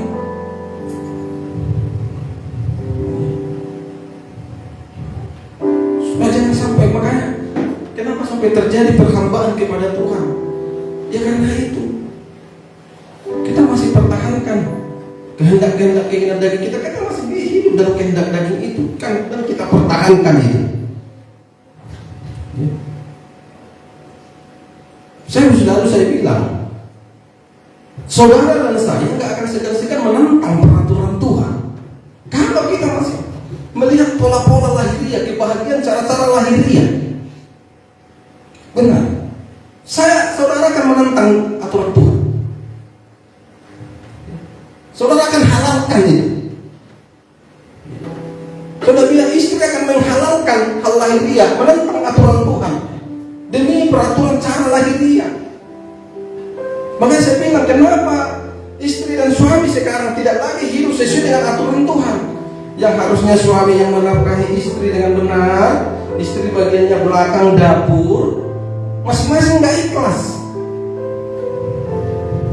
Masing-masing nggak ikhlas sesuai dengan posisi peraturan yang sudah Tuhan tetap. Kan itu yang terjadi. Benar? Suami nuntut, aku capek, begini-begini aku udah kerja. Istri juga nuntut, kamu nggak tahu aku di dapur begini dan begitu. Masing-masing tidak mau bersyukur pada posisi masing-masing. Jadi gap. Haleluya. Semua keluar dari jalurnya Tuhan. Hukum yang sudah ditentukan Tuhan semua sudah berantakan, Bapak Ibu. Dengan alasan-alasan lahir, ini kan nggak apa-apa kan membantu istri kerja, kan lahir. Sejak kejatuhan zaman Eden, Tuhan sudah buat ketetapan suami yang bekerja, istri yang ngurus rumah tangga. Benar nggak?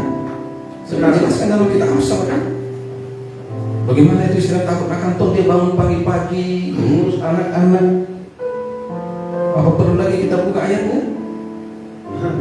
Tapi kadang-kadang istri nggak ikhlas di situ, yang nggak kaumnya. Lalu datang suami kan, yang nggak tanya, akhirnya nggak ada ketemu. Karena ini yang sering terjadi, benar nggak? Ya. Saya percaya kalau semua pada posisi masing-masing yang sudah Tuhan tentukan hukumnya, saya percaya bahagia. Istri pada posisinya, dia lakukan posisinya dengan benar, suami lakukan posisinya. Karena memang itu ketentuan Tuhan, suami itu hanya cari nafkah. Makanya dikatakan dengan berkeluh kesah, dengan bersusah payah kau akan mencari makan. Ya. Memang yang kalau mau meluruskan peraturan Tuhan ini nggak gampang, susah Bapak Ibu. Karena sudah berabad-abad kekristenan itu dibelokkan.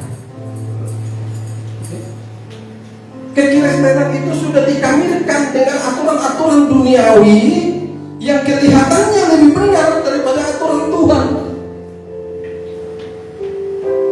Padahal menjebak, menyeret kita kepada apa? Kebinasaan.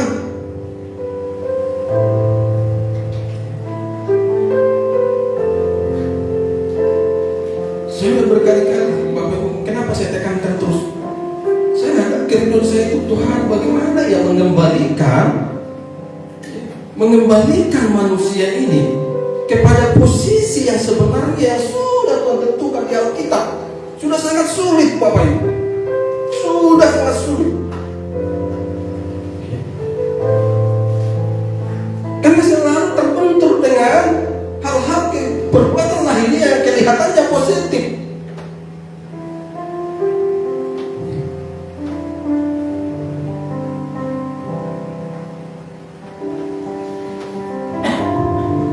Udah susah, berat. Contoh Pak, kalau suami istri sudah bekerja, saya luruskan nih, ibu berhenti dari kerja, berjalanlah sesuai dengan aturan yang ada di kitab, urus rumah tanggamu.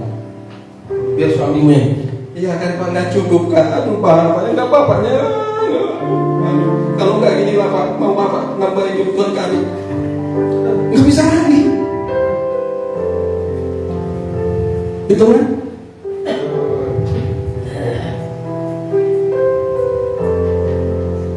Saya bertahun-tahun sebenarnya itu saya doakan dari dulu Bapak. Makanya memang apapun yang saya kerjakan dulu selalu gagal.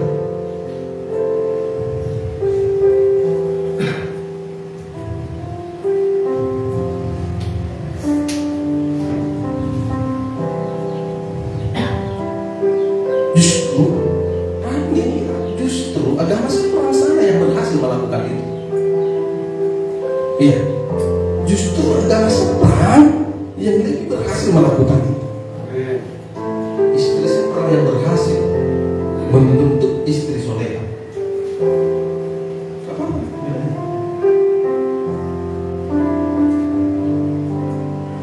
Kekristenan banyak gagal.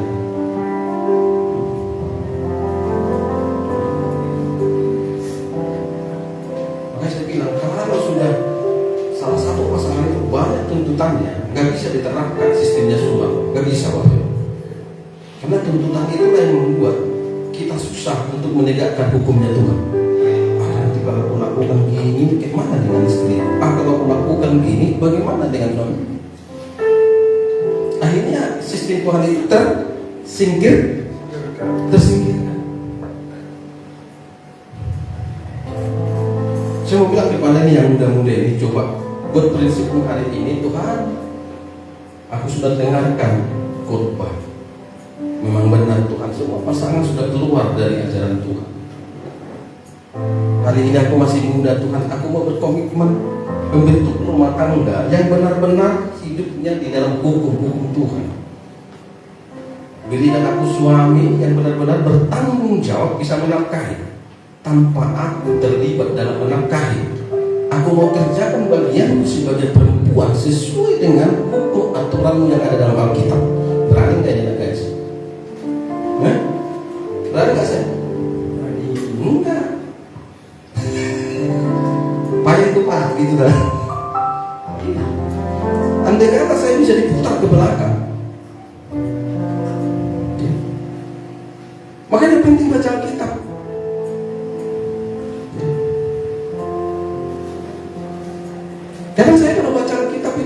sedih, karena bisa saya hentikan.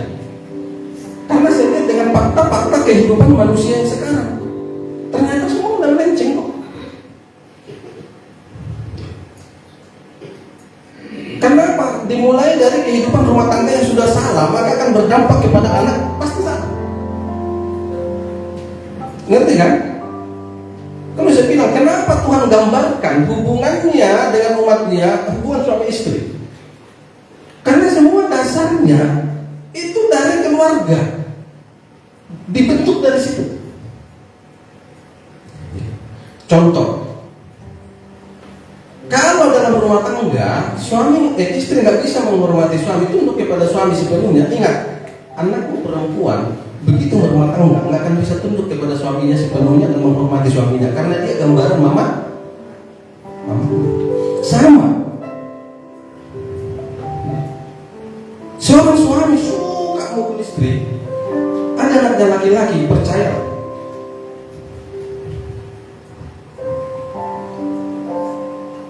Saya akan bertobat. Makanya saya bilang, bapak saya suka mukul. Sigi-sigi sama pak, digantung tuh istri, anaknya ditendang. Kami 3 laki-laki, ini kan masih 2 ini kan masih pemuda. Kalau marah,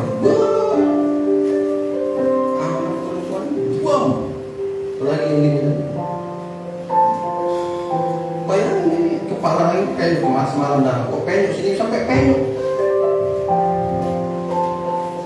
persis bagaimana karakter bapak saya. Karena apa begitu? Karena sudah terekam. Oh begini rupanya sebagai laki-laki. Iya harus keras. Nah makanya saya dulu keras Bapak Ibu. Makanya saya bersyukur saya selamatkan Tuhan. Saya pun dulu keras. Kalau keras anak ibu itu bukan dia yang salah, iya kan, bapak. Makanya kalau saya konseling rumah tangga, jangan saya menyalahkan anak. Selalu saya bilang dia nggak akan bisa bagus kalau kalian nggak bagus.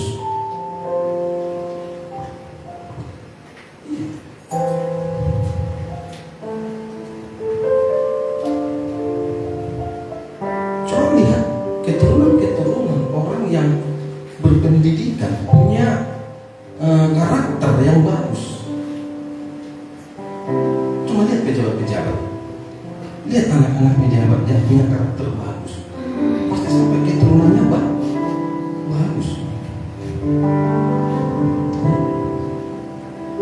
Kita kan pengen bagus, tapi kita nggak mau bagus. Dibaguskan pun nggak mau. Susah. Memang kalau sudah terlahir tidak bagus, dibaguskan pun susah.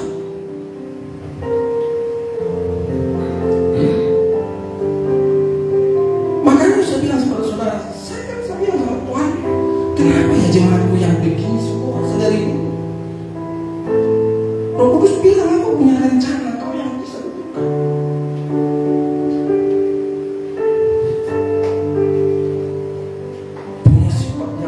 Karakter yang keras. Rata-rata kita ini kan begitu kan, keras semua. Kita harus ngaku ya kerasnya. Makanya kenapa hamba-hamba Tuhan nggak suka yang begini-begini, dia buang itu.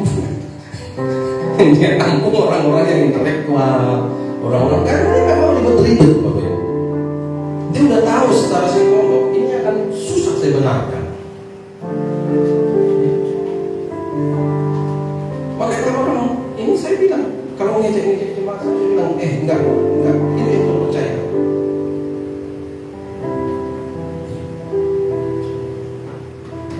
Haleluya.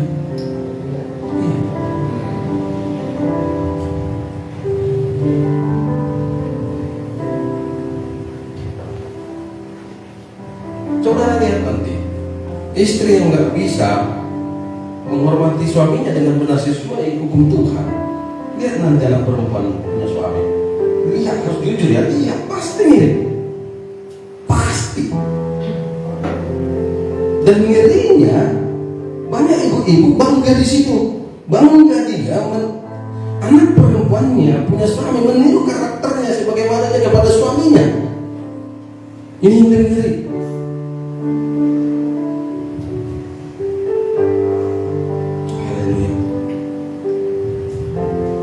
apa kira-kira?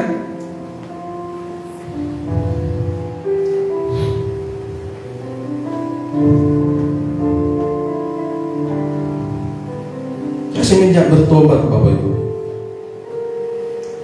karena saya tahu bagaimana rumah tangga kami, keluarga kami rusaknya setengah mati.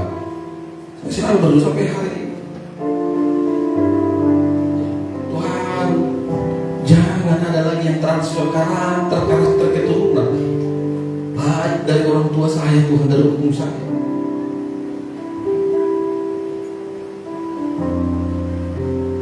Karena kalau masih ada yang transfer, mengerikan. Apalagi sudah ada yang transfer, kita anggap benar.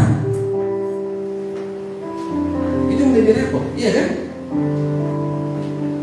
Makanya saya bilang beberapa bulan yang lalu, ayo sadari, untuk karakter juga bisa mengalir dan saudara hidupi. Kenapa? Karena saudara nggak benar. Sesuatu yang salah, yang nggak benar, saya berkali-kali saya katakan nggak akan mungkin bisa diperbaiki. Bisa nggak? Nggak bisa.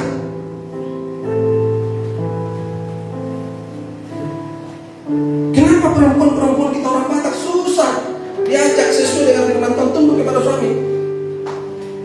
Karena selalu ada perkataan orang tua, apa katanya biasanya? Tunduk, bulu setelan. Ini yang berulang. Akhirnya itu terdoktrin. Karena itu sudah terdoktrin, ya begitulah sikap kita perempuan. Bagus. Iya kan? Kalau kau baik, saya baik. Padahal kita nggak ada bilang itu kan? Nggak ada Tuhan bilang kalau suamimu baik maka kau harus tunduk sama dia. Nggak ada hukum itu. Tapi karena ada hukum kesukuan, dan itu jauh nih. Maka saya bilang akhirnya apa? Hukum Tuhan terabaikan. Tanpa kita sadari terjadi pemberontakan dalam hati, pemberontakan kepada firman Allah. Masa kau tunduk Tuhan?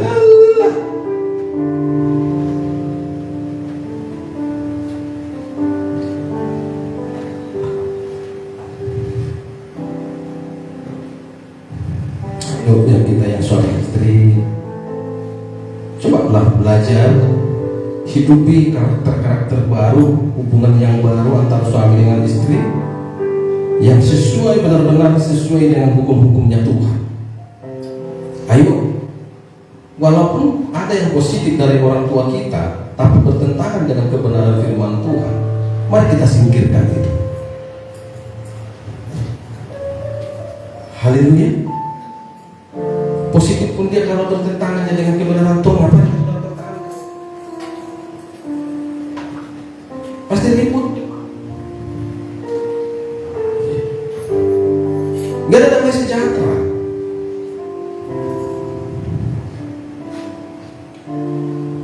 Semalam kita sudah belajar dalam ibadah seperti itu. Kalau Tuhan sudah hadir di tengah rumah tangga, hadir di dalam pribadi kita, hadir dalam usaha kita, Tuhan yang kita hadirkan, aturan Tuhan yang kita hadirkan. Semalam apa katanya? Berbahagia.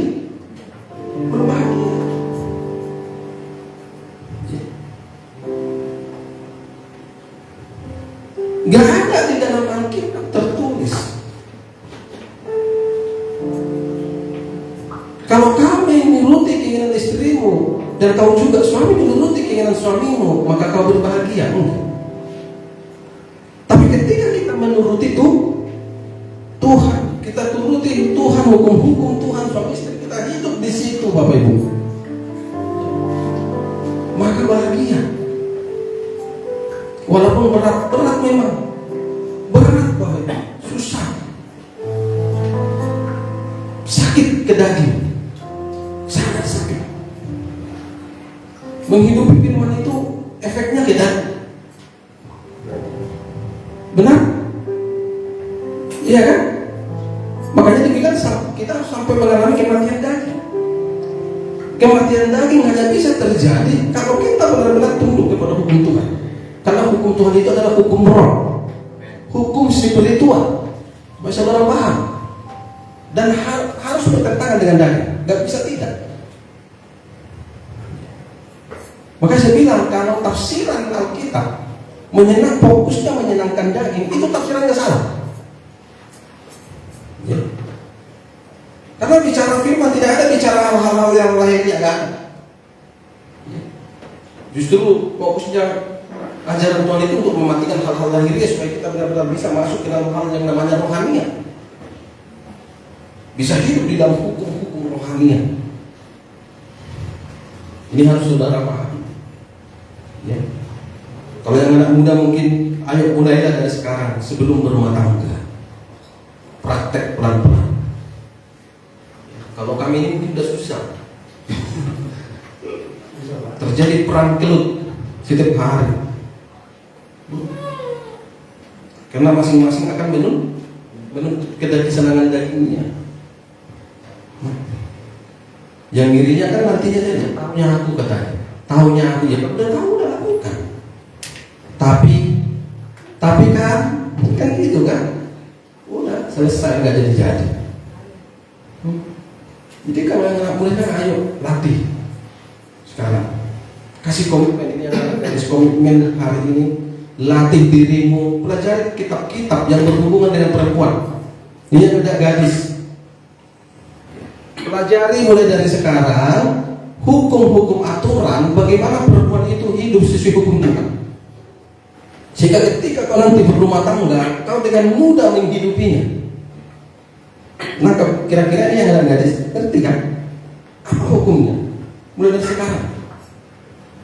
Bukan nanti ketika kau berumah tangga.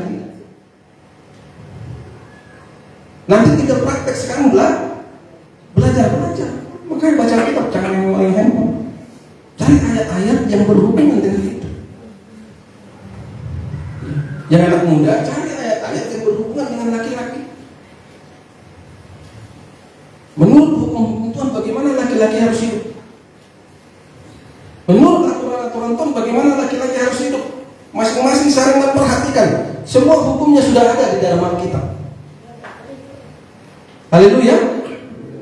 Masing-masing kita hidupi itu, masing-masing pasti bahagia.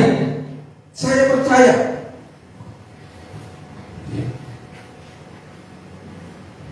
Amin. Jadi yang bikin nggak bahagia itu sebenarnya terjadi penyimpangan hukum Tuhan, kemelesetan hukum Tuhan. Kita keluar dari ajaran Tuhan Kristus. Ya. Siap ya? Makanya ayo baca Alkitab. Saya terus benar baca Alkitab, kasih waktu setiap hari baca Alkitab satu pasal. Oke, main handphone, habis baca Alkitab dengan handphone oke. Tapi ada waktu saudara baca Alkitab supaya paham.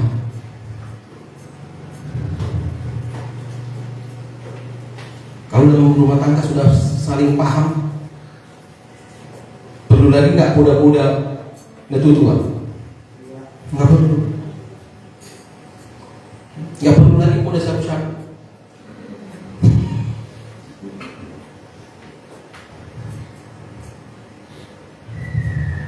Semua sudah ada dalam Alkitab kok. Semua aturan itu sudah ada tertulis. Nggak ada yang tidak tertulis lagi. Kita nggak mau belajar, hanya berharap terima firman ketika di gereja. Di gereja yang terbatas. Tambahannya saudara harus baca di rumah, belajar di rumah.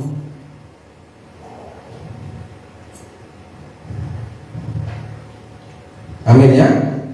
Haleluya.